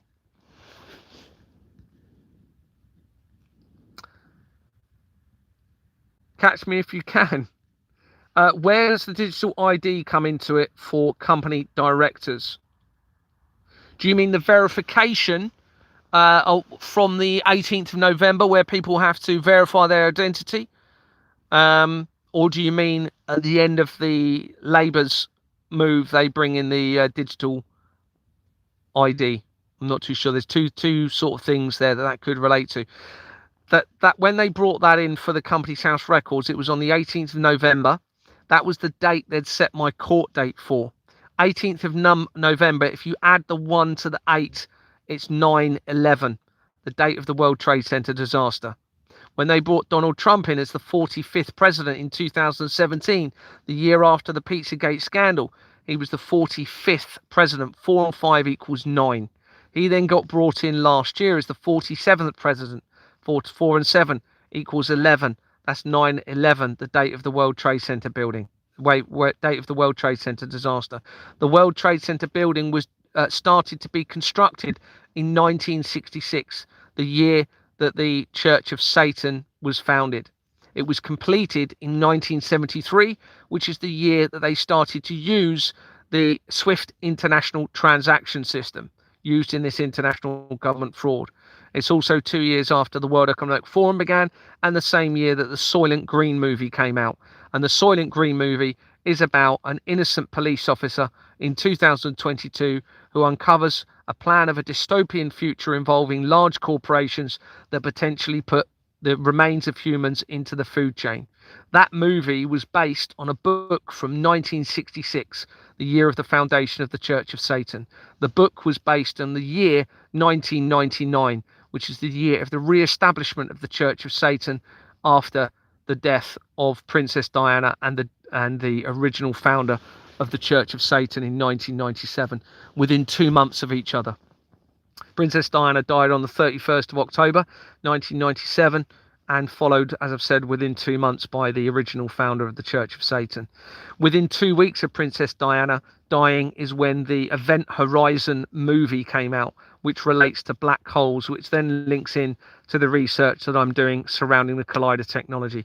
And I'm finding absolutely mind-blowing evidence of how that links in with Julian Assange, the Doomsday Cult, Donald Trump, and everything that's going on at the moment, all tying in with the Jeffrey Epstein files. And it actually links, remember earlier I said you had linked to the Cray twins, we had the Leslie Holt that I've researched today linking with NATO. Well, there's Holt connections tying into that research around Julian Assange. And Julian Assange, I only found this out recently, at the time of the Christchurch earthquake, which is all relevant to this, he was in Kent. And my father's he got in a relationship with somebody else when he separated from my mum. There's a solicitors in Bexley. Bexley links into the research of the Holts, which links to Australia, where Julian Assange was born. Julian Assange links to this Doomsday Cult, the family, which was in Australia, but they had properties in Kent. Okay, and Julian Assange was on bail at the time of the Christchurch earthquake, and he was in Kent. When you research the person that was assisting with his bail, called, I can't remember her first name, but surname of Saunders, the research links to a property in Bournemouth, minutes away from Exbourne Manor, which links straight to the research of Tommy Robinson. The exact same property. Not even the road, the same property links to Tommy Robinson. When you go in through that, you then have a Trump name in that incorporation document. On that company, it then links into a Trump name, Ida Trump. I suspect it's an alias or a relationship name of Donald Trump. Linked to that name is an Egyptian exploration company, which had already been featured in the information provided to me by Brian Harvey in 2024. That also then connects back in to another little bit of the research that ties in with, I think is it with Antarctica? I'd have to check. I can't remember, but it comes up again more recently in the evidence. It's loads more. It's difficult for me to just remember all of it now without having it in front of me. Cloud seeding, is it called? Yeah, some people call it cloud seeding, don't they? Or chemtrails, cloud spraying. There's a company called Chemring PLC that was actually investigated for fraud by the Serious Fraud Office in, I've forgotten what year it was now. I think they were covering up the connection potentially into the chemtrail side of things through that. Delete PC Waterman. Gary won't delete me. I'm his biggest fan. Nice try. What has he done? Sorry, I haven't seen any comments. Anything he's done wrong? Catch me if you can. He's being all right so far, isn't he? I haven't seen any comments. I'll move on for now.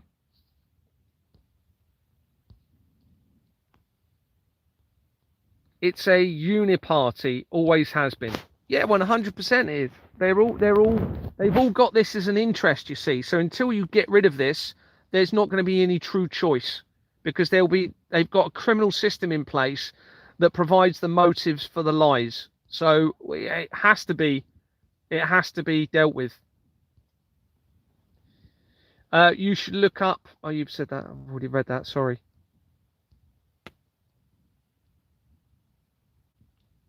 Someone's put they already have the clones in place to replace us. God wins, find him. That's all very well, but God won't answer everything that needs to be done, okay? Because otherwise, why would we be running to save children from stopping them running in the road? We're being given the ability to do the right thing to help prevent this. And anyone that doesn't do it is not on the creator's side, in my opinion. In my opinion, we're being given this evidence for a reason, and that is to act on it, and it is to do something. And I think if we don't, then I think the creator may intervene in a way that anyone that doesn't do anything about the crimes against children will end up potentially being judged. And let's face it, that's probably the correct thing to do. If people aren't going to do anything about the most innocent of all potentially being skinned alive or abused, which is, let's face it, they're telling us that on the news now, that the children are being abused by those involved in the systems that we are complying to. Anyone that continues to comply and put their head down and carry on like normal, prepare to be judged. And that's all I can say. And, you know, maybe that's the right thing. It was said today that the digital control was to do with Bitcoin and won't happen. Well, let's hope not. If they do that, then humanity's in serious trouble. Set up common law courts and start picking the low-hanging fruit. It's the only way now. They're not accepting, okay, the common law court prosecution element of this. They won't do it. How are you going to get somebody to go to the common law courts? It won't happen. Arrests are the only way at the moment I believe, to compel a change in the system. Things will soon change when they realise people are going to start making arrests. Peaceful, legal arrests. Current system is no, it's not corrupt for change. Not if you're all willing to do something about it. If none of you do anything, then yeah, it's not going to change, is it? It won't change if nobody does anything. They'll just be laughing at you all. They'll just be basically thinking that they can carry on. Now, if you do nothing about the latest things that are coming out, then they will think that is the green light. Potentially, they will think it is the green light for them to continue the crimes against children. That's possible, isn't it?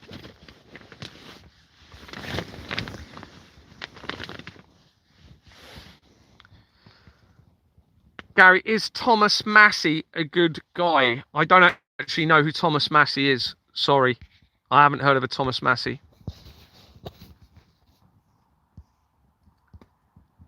Depends what God you refer to.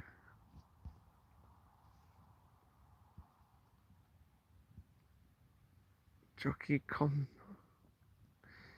Dear God, those poor Hampstead children. Many videos of supply trucks going into underground YouTube videos. On YouTube videos. Okay, interesting.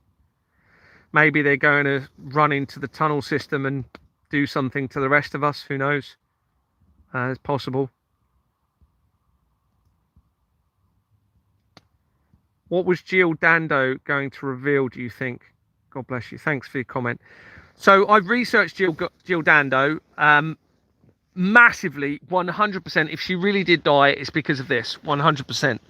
So if she did die, now I can't find any evidence to suggest she was implicated in this, but absolutely everyone around her was, including her brother. Okay, including her brother, including Nick Ross, who was her co-host, all massively implicated straight away into the criminal network, linking in with the Church of Satan and all sorts. If she really did die, then it will be because of this. It will 100% be because of this. Now, that incident links back to the Vatican as well, and to a Dorea company.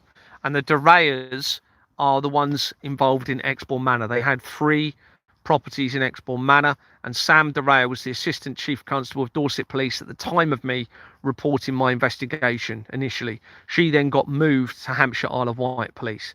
And that is a Dorea company that connects to the Vatican via the research of the death of Jill Dando. So if she was really killed, then she may have known about the falsified prophecies. She may have known about the crimes against children. She may not have died. It may be part of the deception in this. I have found evidence that people haven't died. So it's almost guaranteed, in my opinion. There's no way that George Floyd, for example, died, who was supposedly the black guy that was knelt on by Derek Chauvin in May 2020. I don't believe he's dead at all. The evidence is too strong. They knew each other before that even happened. They were both working in a nightclub. And then George Floyd was working with a religious establishment after he was released from prison. And that person he was working for, or working with, the pastor, links to the legal profession and the main company in the fraud. And then there's loads of other stuff. So if that death was fake, then we have to consider that a lot of other deaths were fake. We have to. Now, the other option is they've set it up to make that death look fake for the right person, but actually it was real. But it's quite a complex trail of evidence to establish all of that through the Company's House records, and there's quite a lot that I've done around it. Now,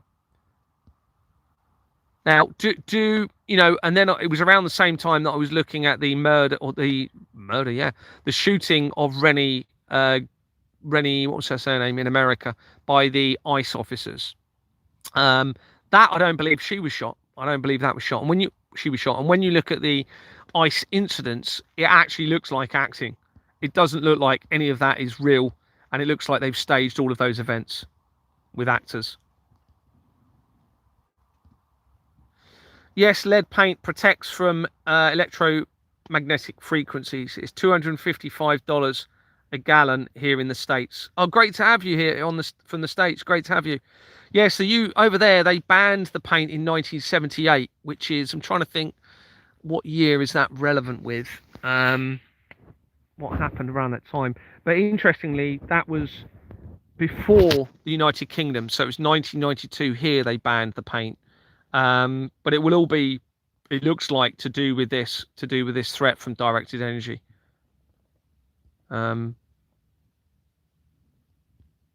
Or, like I say, was it positioned for the right people to find that, to then perceive it to be a threat and expose it? Don't know. Jill was going to drop into the PDF ring, I suspect. Yeah, if you look on Wikipedia, it talks about several reasons. There was a mention of the, which I've researched this, the mafia of what country was it? Not Serbia. It's gone out of my mind. But anyway, I've researched, and they actually released a video that, as I was investigating it, they timed a release of evidence, which I then exposed, and through that information got some critical stuff. I can't remember what it was because it was a few months ago now, actually. And I've put it in my document as well to provide even more evidence of it. But one of the things that it says on that list is that she may have been exposing the links to the Jimmy Savile side of things. And obviously, remember, if you're not already aware, Jimmy Savile was born in Leeds, and I've researched the property that had in Leeds. That becomes very relevant in the fraud. But also he had a property right near Exbourne Manor that he bought in 1972, before I was born, which is interesting. So he already had that property, okay? Well, that property links directly, immediately to Exbourne Manor via the managing company, Stephen Owens. Not only that, two of the directors at Exbourne Manor had a property in this same property where Jimmy Savile owned the flat. And when there's a video of him looking out of the window from his flat, and I believe they took me to that flat during my investigations. And obviously I didn't know at the time, I didn't even know that building was connected to Jimmy Savile. But when you go in through the research of Companies House of that building, massively links into the royal family and into the death of Daniel Morgan. The Daniel Morgan death is a massive part of all of this. Okay, a guy that was supposedly axed to death in 1987. It links to the phone hacking scandal. It links to the Russian government. I've linked it to Kim Jong-un, who's the leader of North Korea. I've linked it to the World Marshal Authority, into its connection to the Russian government. It links in with the Millie Dowler case. The Millie Dowler case then links in with multiple other cases of murder. Interestingly, the parents of some of these children that have been murdered, or high profile adults that have gone missing, link back into the international government fraud. This is the parents of them. So which now we have to consider that they are not real events. We have to, with that evidence. Now, why would they fake them all? Well, look at what we're looking at here. The fake prophetic events moving forward, falsifying biblical prophecies, edging in deliberately through into a sinful world where we're seeing lots of horrific things happening. Also using those events to launder money. All right, stealing money from the public through those events, through those investigations, steering the narrative and the agenda of everything through those events, particularly if it involves a faith group or a different skin colour, to create a risk of conflict and divide, to distract you from the real problem, which is the system they have in place linking to the Vatican and the falsified prophecies. There's loads of evidence now. All terrorist incidents appear to be linking to the same companies. That tells us that they are staged events, whether they're really happening or not. You've got the same people involved in every single one so far that I've looked at. Even the suspects link back in to the organisations surrounding them. And the big one is the Lockerbie bombing that I'll just mention again quickly because that's huge. So according to the information, Jeffrey Epstein was given the task to take over Pan Am American Airways in 1987, I believe. Can't remember the guy's name that gave him that task, and that's one of my areas I need to research. But he was given that task. Pan Am American Airways was then involved in the Lockerbie bombing in 1988, the year afterwards, which is the year before the World Wide Web was created for CERN, which is very relevant and ties into all of this. One of the suspects for the Lockerbie bombing over Scotland, that happened, he was convicted in 2001. The research from him links immediately back in to Pan Am American Airways. Well, I say immediately, it's a little bit in, but it's not far at all. Into Pan Am American Airways and into Raytheon. Well, Raytheon is a weapons company that links to Jeffrey Epstein and to Pan Am American Airways on the Companies House records. Not only that, there is a member of the, not Rothschild family, what's their names? Rockefeller family the first time, and actually there's only twice I've come across a Rockefeller connection. That was the first one. One of the Rockefeller family links into Jeffrey Epstein, Pan American Airwaves, and Raytheon. Raytheon is who the guy that mentioned about the device at Antarctica worked for, where he claims in 2010 he was working for Raytheon at the Antarctic facility, and that there was a lens called the DOM lens fixed to that device, and that device actually caused the Christchurch earthquake. Well, I've found massive evidence now in relation to that device, if it's real, linking to Exbourne Manor. Now, I have to consider it's all been set up for me, okay, to expose it for whatever reason. And one thing I've had to consider is that all of this is a deception against me, which will be involving hundreds and hundreds of people if that's the case. So then you've got the question of, well, why would they be doing that with me? Why would they be making me think all of these things are happening? This is the sort of level, this is the sort of thinking I have to think about this. Now, I'm getting told a lot of the people are genuinely not involved in this that are communicating with me, okay? And I have to take the words for those people until I know otherwise. But where was I going with that? So, yeah, all terrorist incidents are connected so far. Every single one that I've looked at. Every single one I've looked at to the same companies, which means the same people. The Grenfell Tower, it's a massive one. Again, this looks as though this may have been deliberate for me, because the Exbourne Manor had not had a fire risk assessment since 2017, which is when the Grenfell Tower happened. This is when I became involved in Exbourne Manor, and I identified that there had not been a fire risk. This was one of the reasons that I went and arranged the meeting with Stephen Owens to do with the finances, but also to do with the fact that there was no fire risk assessment on the building. Well, the Grenfell Tower fire linked straight to the Goldsmith family. The Goldsmith family linked into the Rothschilds. That is via the management company that was managing that building at the time of the fire, and who reconditioned the building, including cladding involvement. And that company links to the Temples Trust, and the Temples Trust links immediately to the Goldsmiths, which are, you know, you've got the article that James Goldsmith was the real father of Princess Diana. Douglas Smith worked for James Goldsmith. He's the special advisor for the last few UK prime ministers. He started up Fever Sex Parties, an orgy fest for the under 40s, 5-star orgy fest. He's been arrested for threats to kill with a firearm, and according to Nadine Dorries, practices the dark arts. However, Nadine Dorries connects to Douglas Smith via the company's house records. Why would she be coming forward and saying he is practicing the dark arts when she's actually connected to him? Deception, potentially, to get people to come forward, to bring forward those that are going to change things moving forward. I don't know.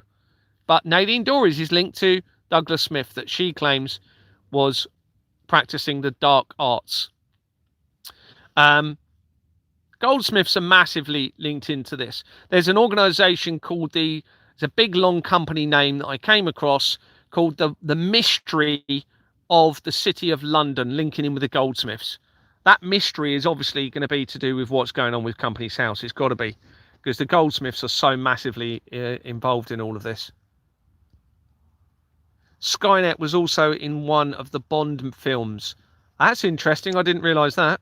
Oh, my light's gone off. Why has that gone off?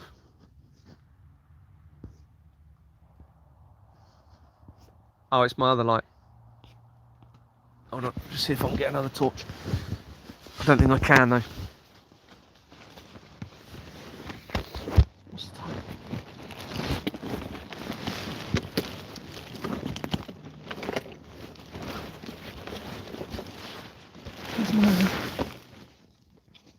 Hold on, I'll do my head torch for now.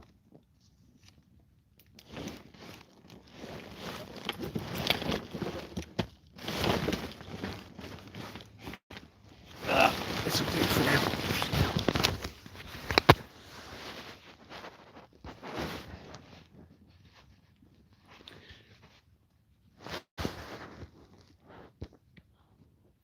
My father's accountant links very quickly to Eon Productions. Eon Productions was one of the main production companies for the Bond movies. which obviously the Bond movies connects to the Flemings. Ian Fleming wrote the James Bond books and the movies, and he is linked to the Flemings that initiated my removal. And the Ian Fleming was also linked to the Navy and the intelligence agencies. Terminator 2 wasn't the only movie telling us about 9/11. Terminator 2 wasn't the only movie telling us about 9/11 of various frames. Yeah, there's a few movies, isn't there? In that one, it was on the bridge, wasn't it? 9/11 was written on the bridge before the lorry hit it. Great movie. I love that movie.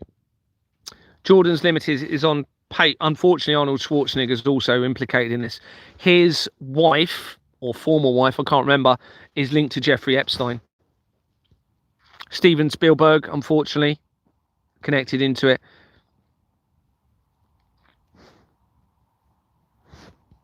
Jordan's Limited is on paper prior to that date a transport company.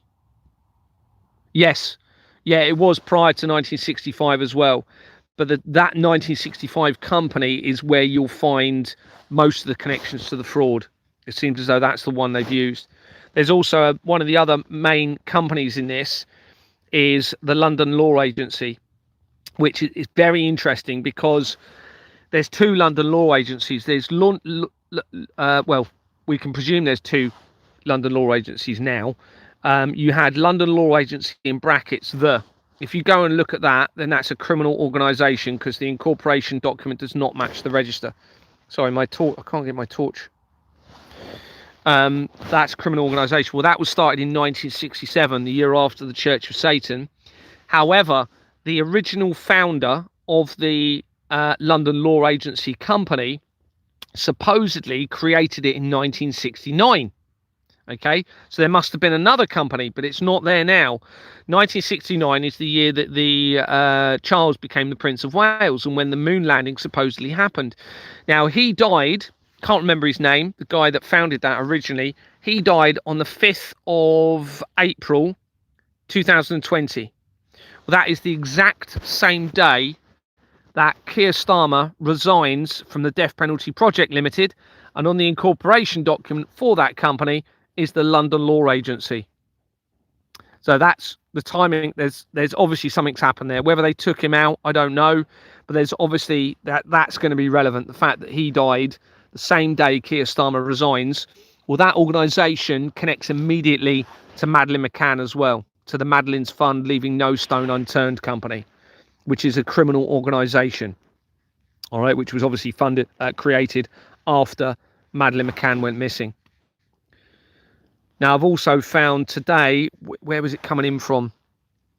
I'm pretty sure, I need to check this, but when I researched the Doomsday Cult and coming in from Julian Assange's link to this address in Kent, which then, or his bail date, sorry, at the time of the Christchurch earthquake, remember he was in Kent, that name that I've told you about, that links to his bail to the address in Bournemouth, which links to Tommy Robinson.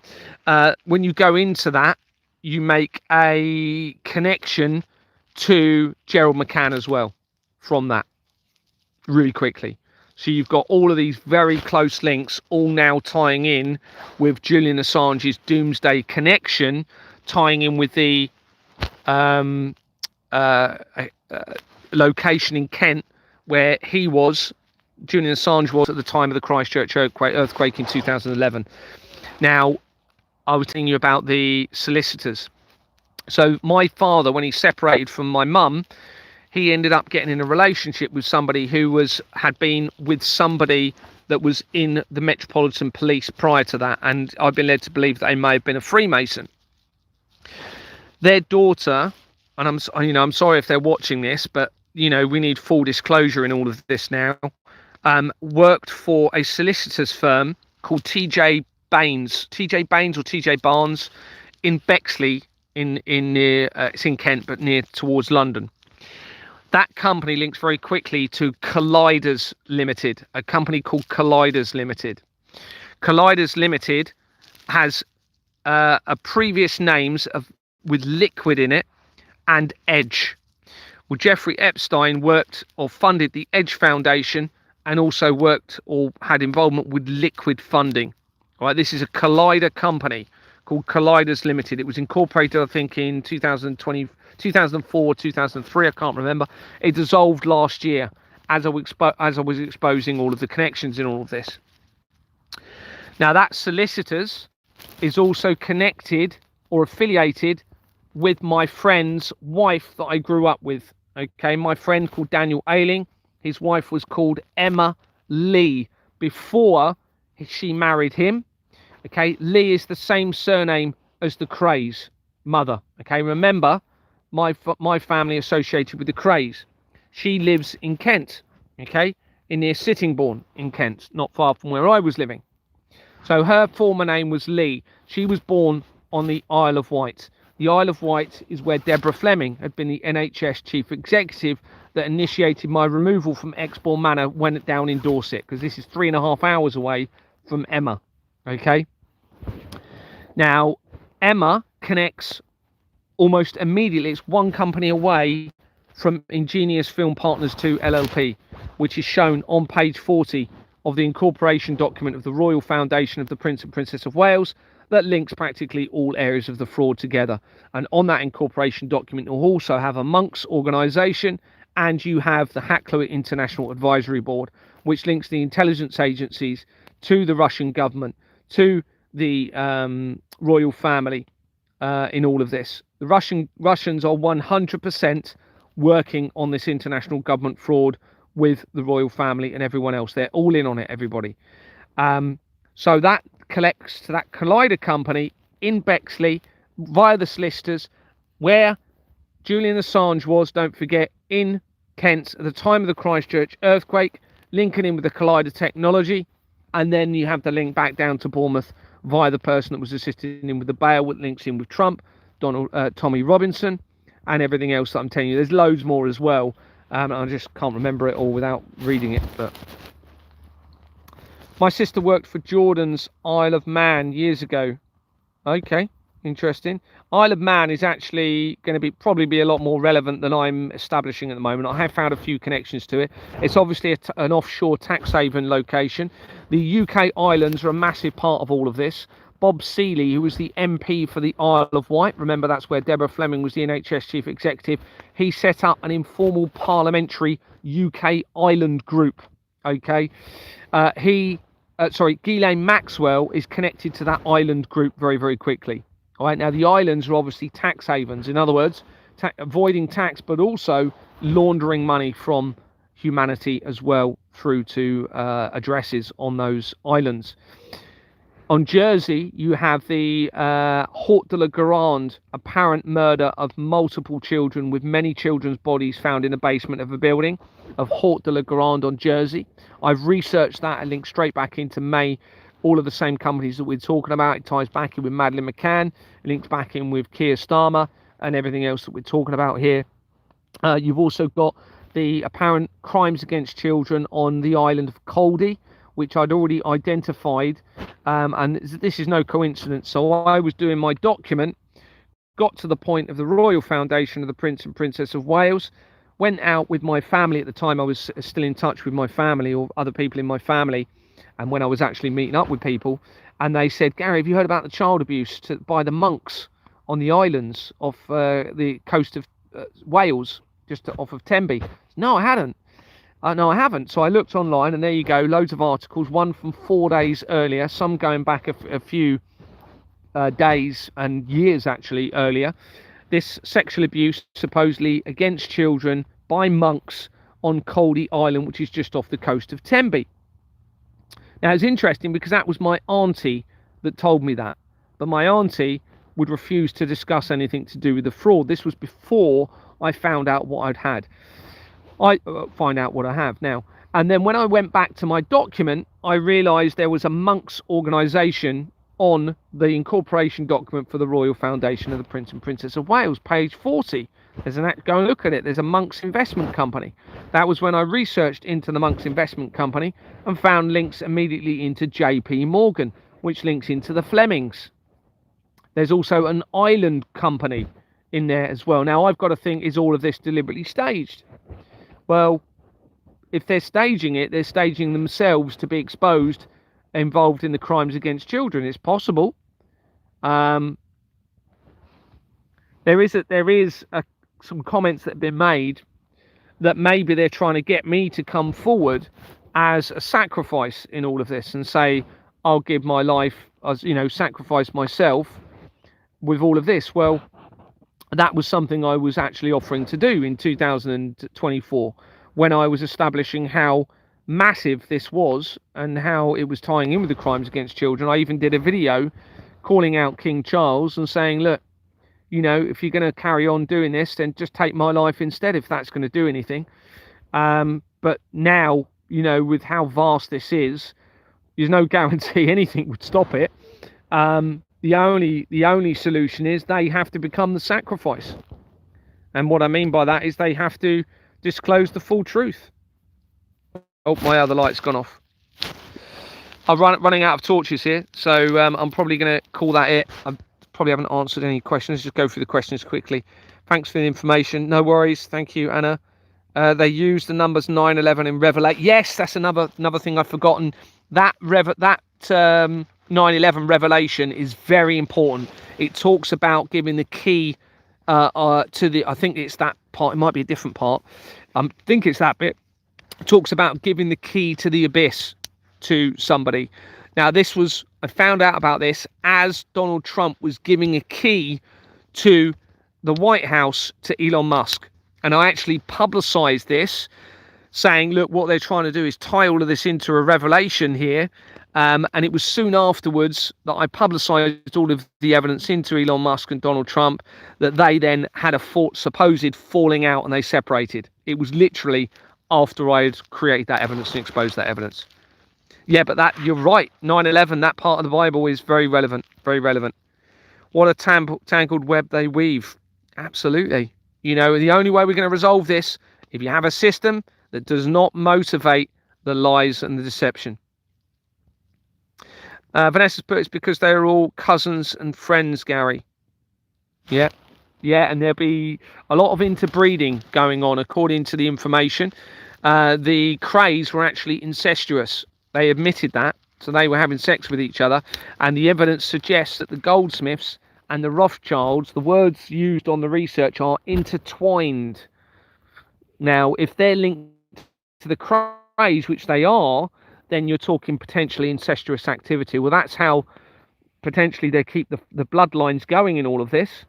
But of course, that will cause, very likely, problems physically and psychologically if they're inbreeding constantly.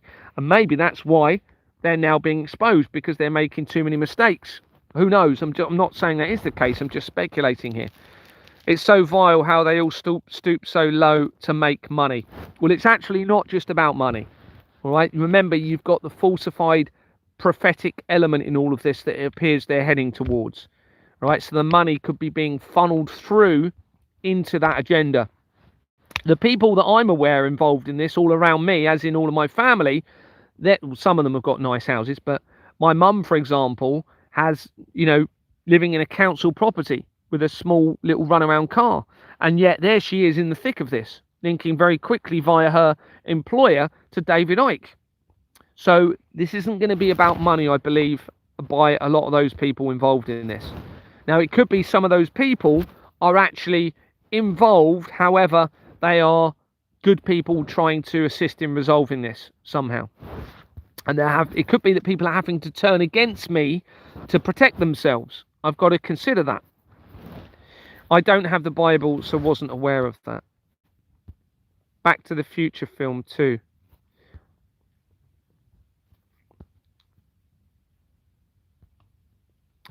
Who married you to your wife, Gary? Was it even legally done? No, I doubt any of you are even legally married. I doubt any of you are, because of the forgery behind the organisations that are doing the marrying. Because if they're not legally incorporated, the companies or the people that are working for the companies, because they're acting on behalf of the company, then that means those marriages are not legal. So I actually believe it's all an inverted, deceptive system, a mockery to us all, and I doubt very much as if anyone is even married. That's how big this is, everybody. So we were married in a registry office in 2019, and yet I doubt we're even married. That village Nicola Bulley vanished in had lots of BAE employee contractors living there, so they say. Her actual husband worked for BAE Systems. I don't know if you're aware of that. And they brought in 2022, they brought in Michael Vincent, was it, or Stephen Vincent? Michael Vincent, I think. They brought him in as the head of the council for the area before Nicola Bulley went missing. If she was even real in all of this, we have to consider the deception is vast. I'm not saying she wasn't. I'm not saying that didn't really happen. Let's presume it did for now, until we know otherwise. But the investigating officer was Peter Lawson. He was suddenly found dead at the age of 50 in his home address after that investigation. He linked straight into key, massive areas of the centralised criminal network of fraud. Chris Rowley was the chief constable of the police force at the time. He then later resigned after the criticism of the investigation. The council are linked into a Thales company. Thales company links into what I've been telling you about tonight, the lead removal of the paint involving that decision by Michael Heseltine, coming in from Emmanuel Macron's research, where France was the first one to remove the lead paint in 1909. When you come in from Emmanuel Macron, you hit a Thales company. Thales links with the council and the police involved in the investigation of Nicola Bulley. Okay, they then, so when you come in, you then hit Michael Heseltine, who I said about earlier. He connects with the Institute of Government, coming in from the, what's the name of the organisation? I always forget it. The something for Royal something of Foreign Affairs, that it looks like the Vatican may be using to control all world governments at Chatham House. Chatham being where I was born. So Michael Heseltine is linked to that via the Institute of Government, and he was involved in a meeting, like I said earlier, in 1995, in a parliamentary debate, which you can look at. It's online under the Mansard, I think, or Hansard, and that was discussing communications networks and the signal power and frequency power as well. So, and he was the one that was in the government organisation that would have had an oversight of that removal of lead paint in 1992, which is when the Vatican, or the Church of, the Catholic Church was made a legal entity, and the Company's House Records became a electronic. I wonder if Gary is a Jesus bloodline. I don't know who I am. I think there's going to be something relevant in this, but certainly my evidence is world changing. So, I think everybody needs to focus on this evidence. If it turns out I'm somebody relevant in this, then, that will all come out eventually, hopefully. Yes, Andy, the garage is in St. Michael's. Yes, Andy, the garage is St. Michael's, is BAE. Interesting. Romans and Egyptian. Yeah, Starry Hell. So you have this Egyptian exploration company that was started in 1888, linking in with this Trump name. And then when you go into that, you have a Roman company as well.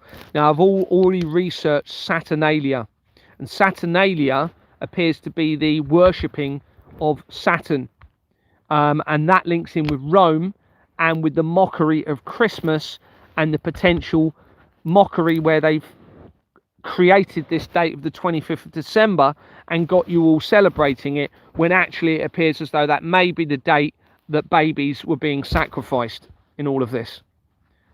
So in other words, we've all been celebrating the actual sacrificing and murdering of children, it looks like, from the research.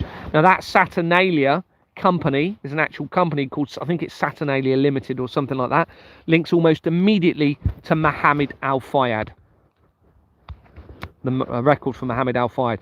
Dodi Al-Fayed, his son, links almost immediately to the new high priest of the Church of Satan, Peter Gilmore, who was positioned in 2001, the same year as the World Trade Center disaster.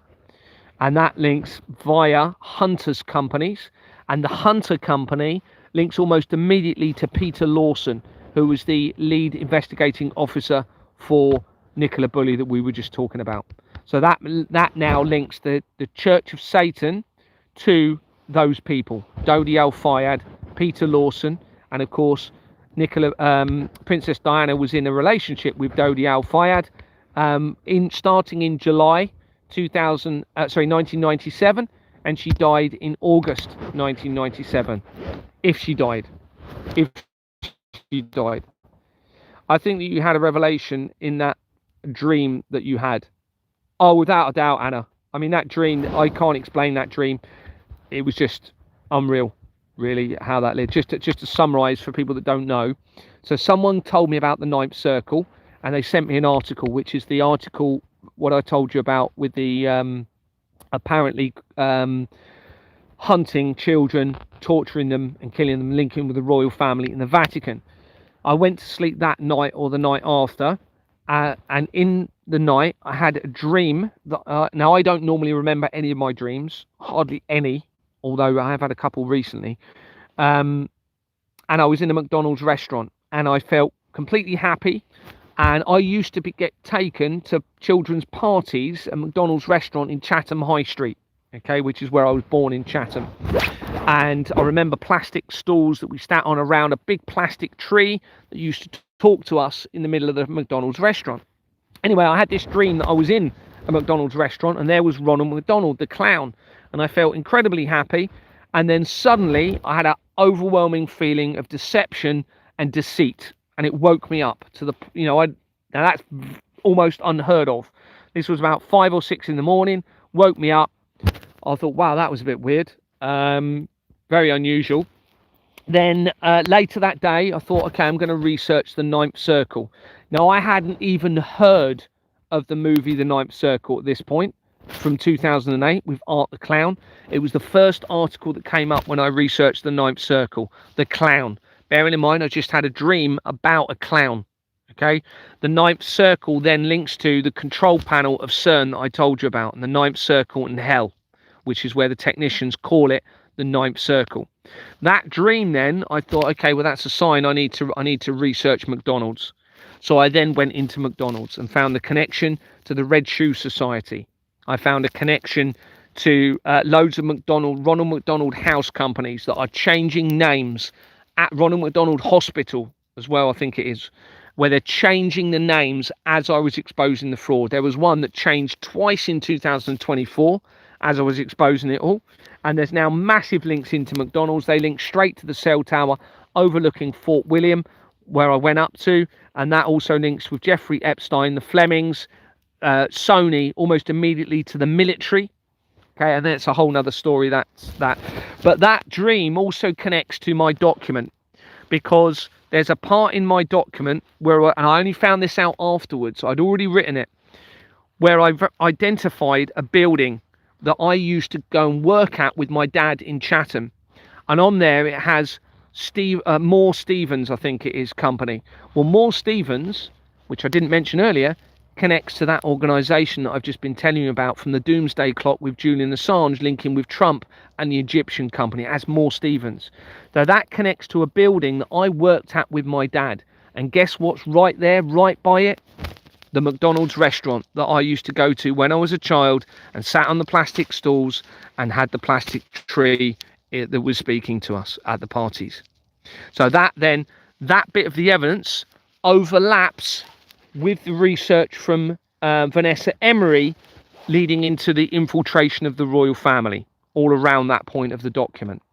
It also links very quickly around that point to where I was researching the World Trade Center disaster, which was one of the first bits of research I'd done. And I was wondering, what is the fire and brimstone in the Bible all about? Is it going to be a nuclear war, an asteroid hitting the earth? What's the point of me doing this? I'm putting everybody at risk. This is after I've left home, and I'm scrolling through it. Why does it say fire and brimstone? Fire and brimstone, what's it all about? Turn the page, and there is the word brimstone in an address that I'd never seen before on the company's house records. I've only seen it once before, I believe. And that company is the company that links directly to Tommy Robinson, that ties with what I've just told you, the Collider research from Julian Assange to the address in Bournemouth, to Julian Assange being in Kent at the time of the Christchurch earthquake. Okay, and it links to Tommy Robinson. That where it says brimstone in the address. Now that is also around that part of my document in there that links into Vanessa and the infiltration of the royal family as well. And that was a huge sign for me, because I knew from that point that whatever the consequences, I must keep exposing the international government fraud. That was, I found, a sign from the creator. It answered my question was, what is fire and brimstone all about? Is it nuclear war? Is it going to be the destruction of everything? Why am I even doing this and putting everyone at risk? And there was my answer: to keep going no matter what, because it will not lead to the end of the world. It will not lead to nuclear war. It will not lead to an asteroid strike or any disaster. It will lead to a new earth of transparency, I believe, providing enough people do the right thing with the evidence. Music industry, Elon, do all the Egyptian symbolism. Elon, is that the name of the company? Do all the Egyptian symbolism. Interesting. If that is, if you could put another comment or private message me. Looks like you put Elon, music industry, Elon, do all the Egyptian symbolism. Is that the company that does the music? Or that's interesting. I wonder if that's going to be connected to Elon Musk then. Very likely, if it is. Just if you can send me a little bit more information, Starry Held, that'd be great about that, please. 5543, really? I know. Oh, that's you with speaking with someone else. Sorry. Satan's Kingdom. Someone's put Starry Old. It's interesting when you come in from the World Trade Center, the Israel attacks of 2023 from the Nova Music Festival. You hit a company called Santa's Kingdom, Edinburgh, and that links into key parts of the fraud. Well, again, not an acronym, what do you call it? Gone out of my mind. Anagram of Satan. Satan's Kingdom. Have you come across Calders? That looks like Caldera. Oh, Caldera.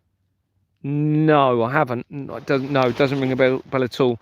You put there's lots of businesses that seem connected with the same name. One of them is a US company that works with UK military, and when I looked, they matched the same patterns.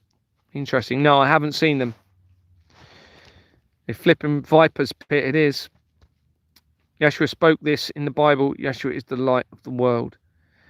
Yes, Sean had Kirby Summers on his channel, and Kirby had pictures of that ritual and a video. Oh, that's interesting. Yeah, the one at CERN, at the Shiva statue. Yeah, August 2016, after the Pizzagate scandal was being exposed. And it's the same month that a critical company dissolved, CAPB Limited.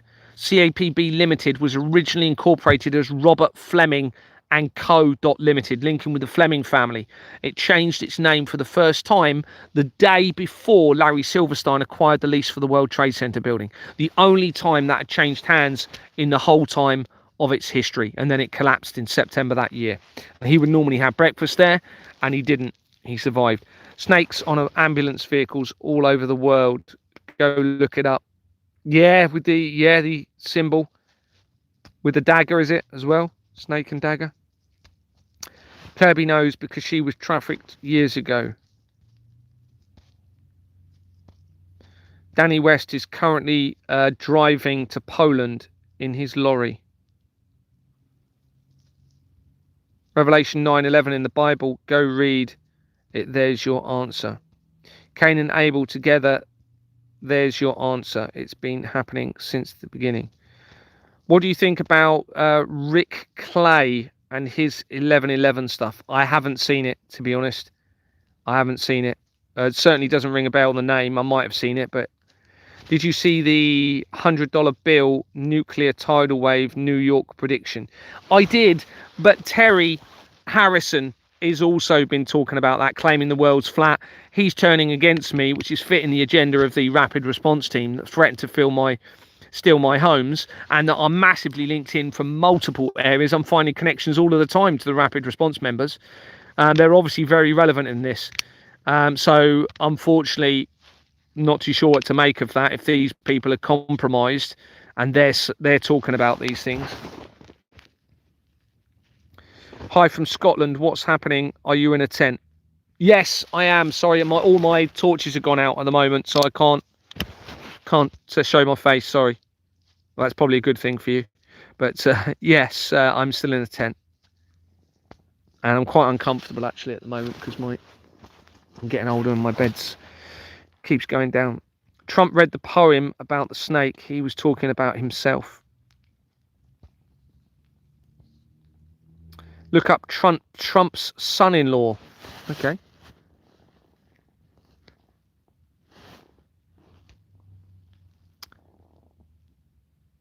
Hi Emma, I hope you're okay. You put I must be cold. No, I'm actually okay at the moment.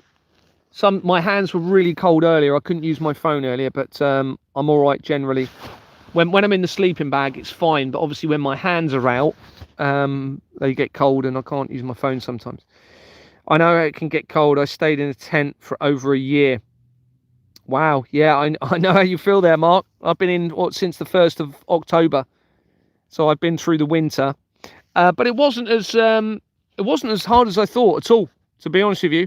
And I've had no heating appliances at all. I've had no way of cooking, and it's actually not been anywhere near as bad as you'd think it would be. I mean, obviously, I'd rather be in a van or in a home, but yeah, it's just been much more manageable than I thought it would be.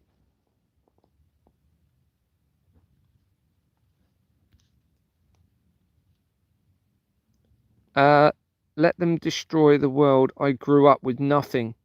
Anyways, they wouldn't last a day in my shoes. We can't let them destroy everything. You know, this isn't just about you. We've also got billions of other life forms that we need to look after. This world is absolutely incredible, the natural side of it, and we need to protect it. Absolutely need to protect it at all costs. At all costs, we need to protect this world. Particularly, you know, the other. You know, if there's a threat to all of creation, then we've got to fight for it, not just for humanity. And in fact, we need to, when we get out the other side of this, then we really need to be focusing on nature a lot more than we have been. They don't seem to care about anything, even, you know, children and babies. So they're not going to be thinking twice about nature, are they? An inversion against all of creation is what they've seemed to have created.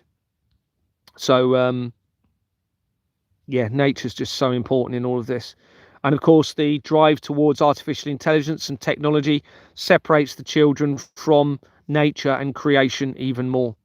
So we need to ensure that we reverse that and actually get our children enjoying and valuing nature again, and not focusing on their games constantly and you know, the things that will draw them away from creation, and actually will have the ability to control them. I feel helpless. Someone's put not being able to do more. I share everything I can go through. Well, you know, there's only certain things. Only certain people can only do certain things, you know, and, you know, don't feel bad. If you're doing what you can, then that's all that matters.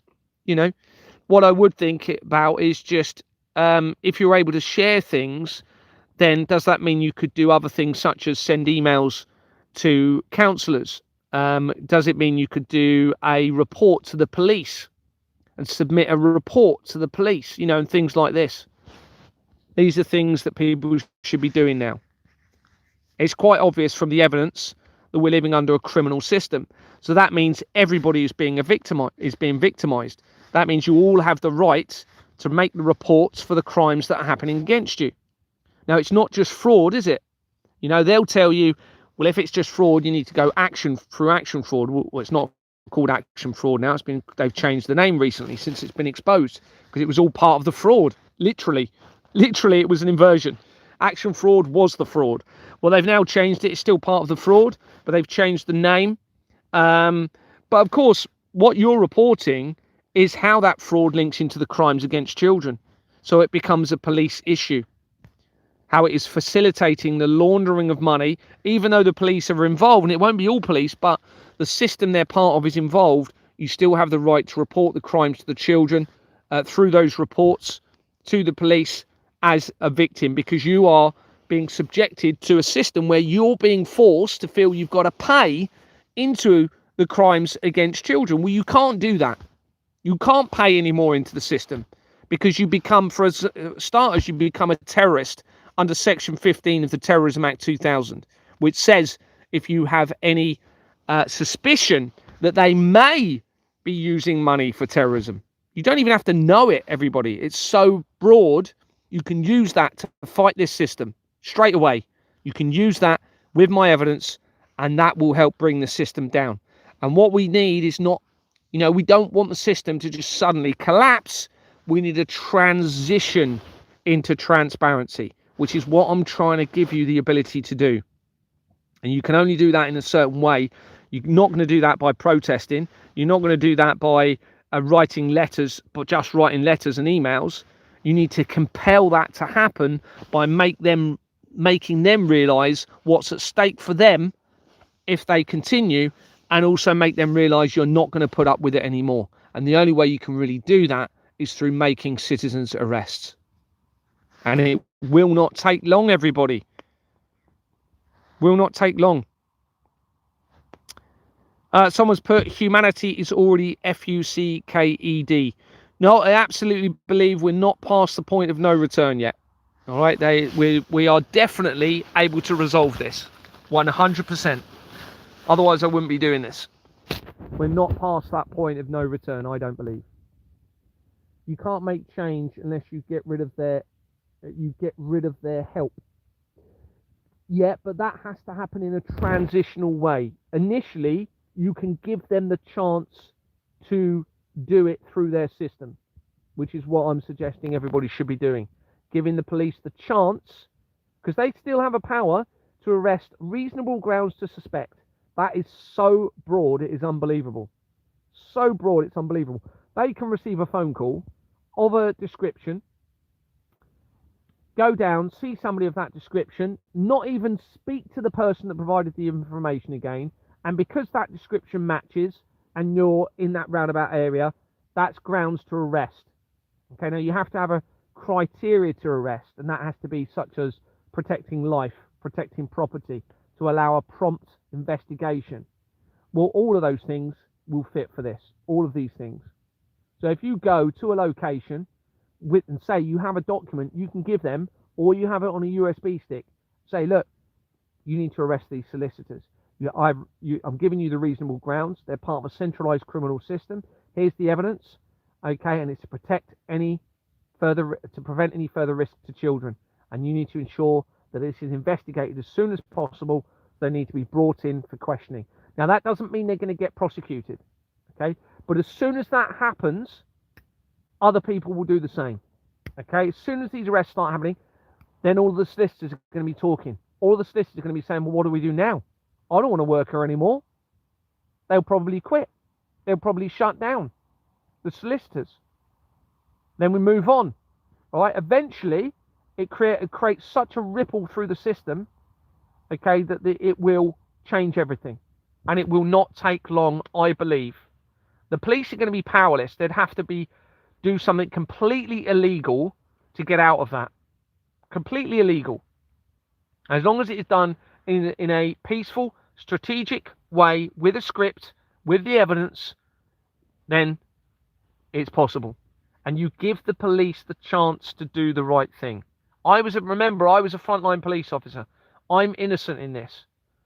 All right? If I had somebody come up to me and said, look, you've got this evidence, here it is, and they'll be watching everything I'm doing. All right? They will be knowing, well, hopefully, a lot of them will be seeing it. They're probably suppressing a lot of it, but a lot of people will hopefully know of, a lot of what I'm doing, at least, or some of it.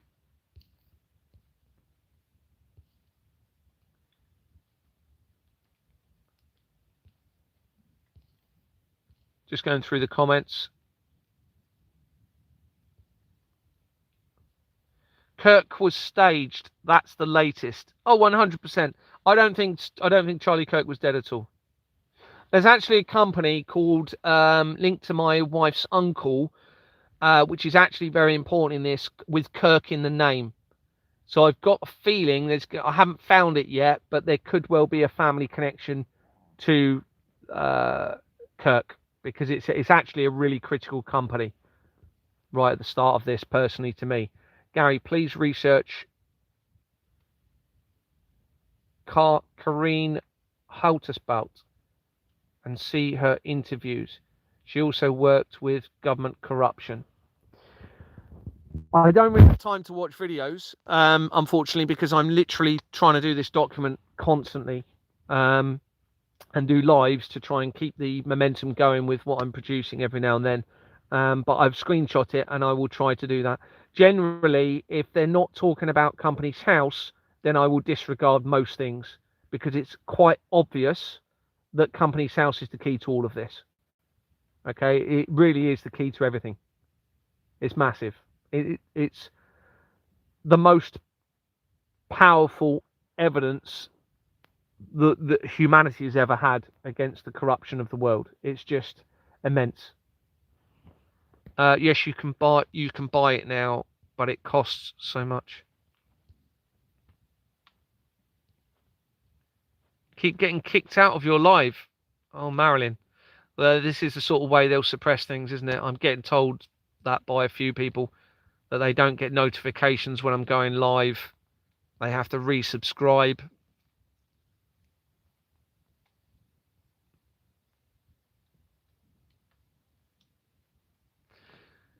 I don't get why so many of the missing unalived people got knighthoods. Sarah Payne's mum, and Stephen Lawrence's mum are two of the top of my head. Well, Stephen Lawrence's mum is linked straight into the National Council for Civil Liberties. Well, that organisation links to the Paedophile Information Exchange and the World Trade Center disaster. And when you go in, there's even more research. Now, that tells us probably or possibly that the Stephen Lawrence thing was a deception. It's fairly... I need to do a little bit more research on that. But, yeah, it's... now, of course, that if we look at the supposed death of George Floyd, that I'm almost certain didn't happen, then we could consider that the Stephen Lawrence thing didn't really happen as well, as part of a drive towards the race crime element of this. And that fits in with the Albert Pike letter that I was telling you about earlier, because if you look at the World War III part of that, it talks about the faith divide element in things and how this ties in, and that how they would bring about a situation where nobody knows where to render their adoration, and they would destroy Christianity and destroy atheism and bring about the light of Lucifer. Now, there is a suggestion that actually Lucifer is the good person in all of this, and that has been inverted. Now, I've always been led to believe that Lucifer is Satan, but everything or most other stuff that we're finding has been inverted. So is it possible that they've inverted that as well somehow? £10 off Amazon. I know it's a bad company, but was only one with home.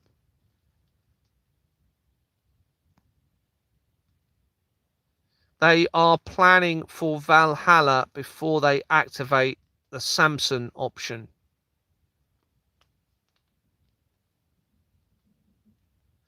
I don't go out much. I trust no one. It's a shame, isn't it, that we have to feel this way. I trust everyone until I have a reason not to, but I have to protect the evidence, which means I can't trust anyone enough to go and meet with them at the moment. If I don't, even people I know, unfortunately, I just, that's just the way the situation is at the moment, and that's not a great way to live, and it's not a nice way to live.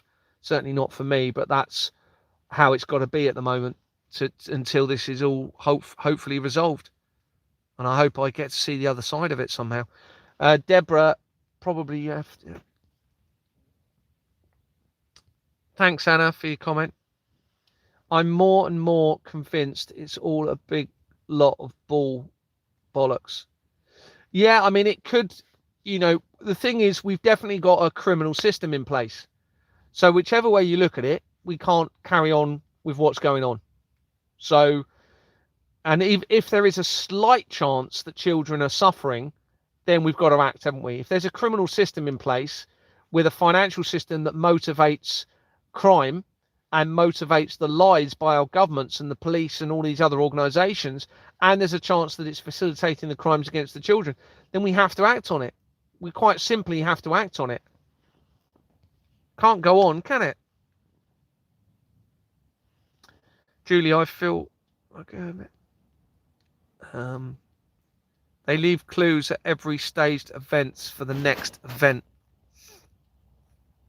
What was it? I was researching today. What was it coming in from? And I linked it to the Southport murders. And again, it's not through a corporation, an incorporation company that can incorporate thousands of companies. This is another link, which is definitely going to be relevant in it. But I can't. What was it coming in from? I can't remember. It's in the document. Towers Financial acquired two failing insurers, Associated Life and United Fire, in 1987, and tried to use those assets to make its takeover of Pan Am look credible. Yeah, that's linked to Towers Financial is linked to Jeffrey Epstein.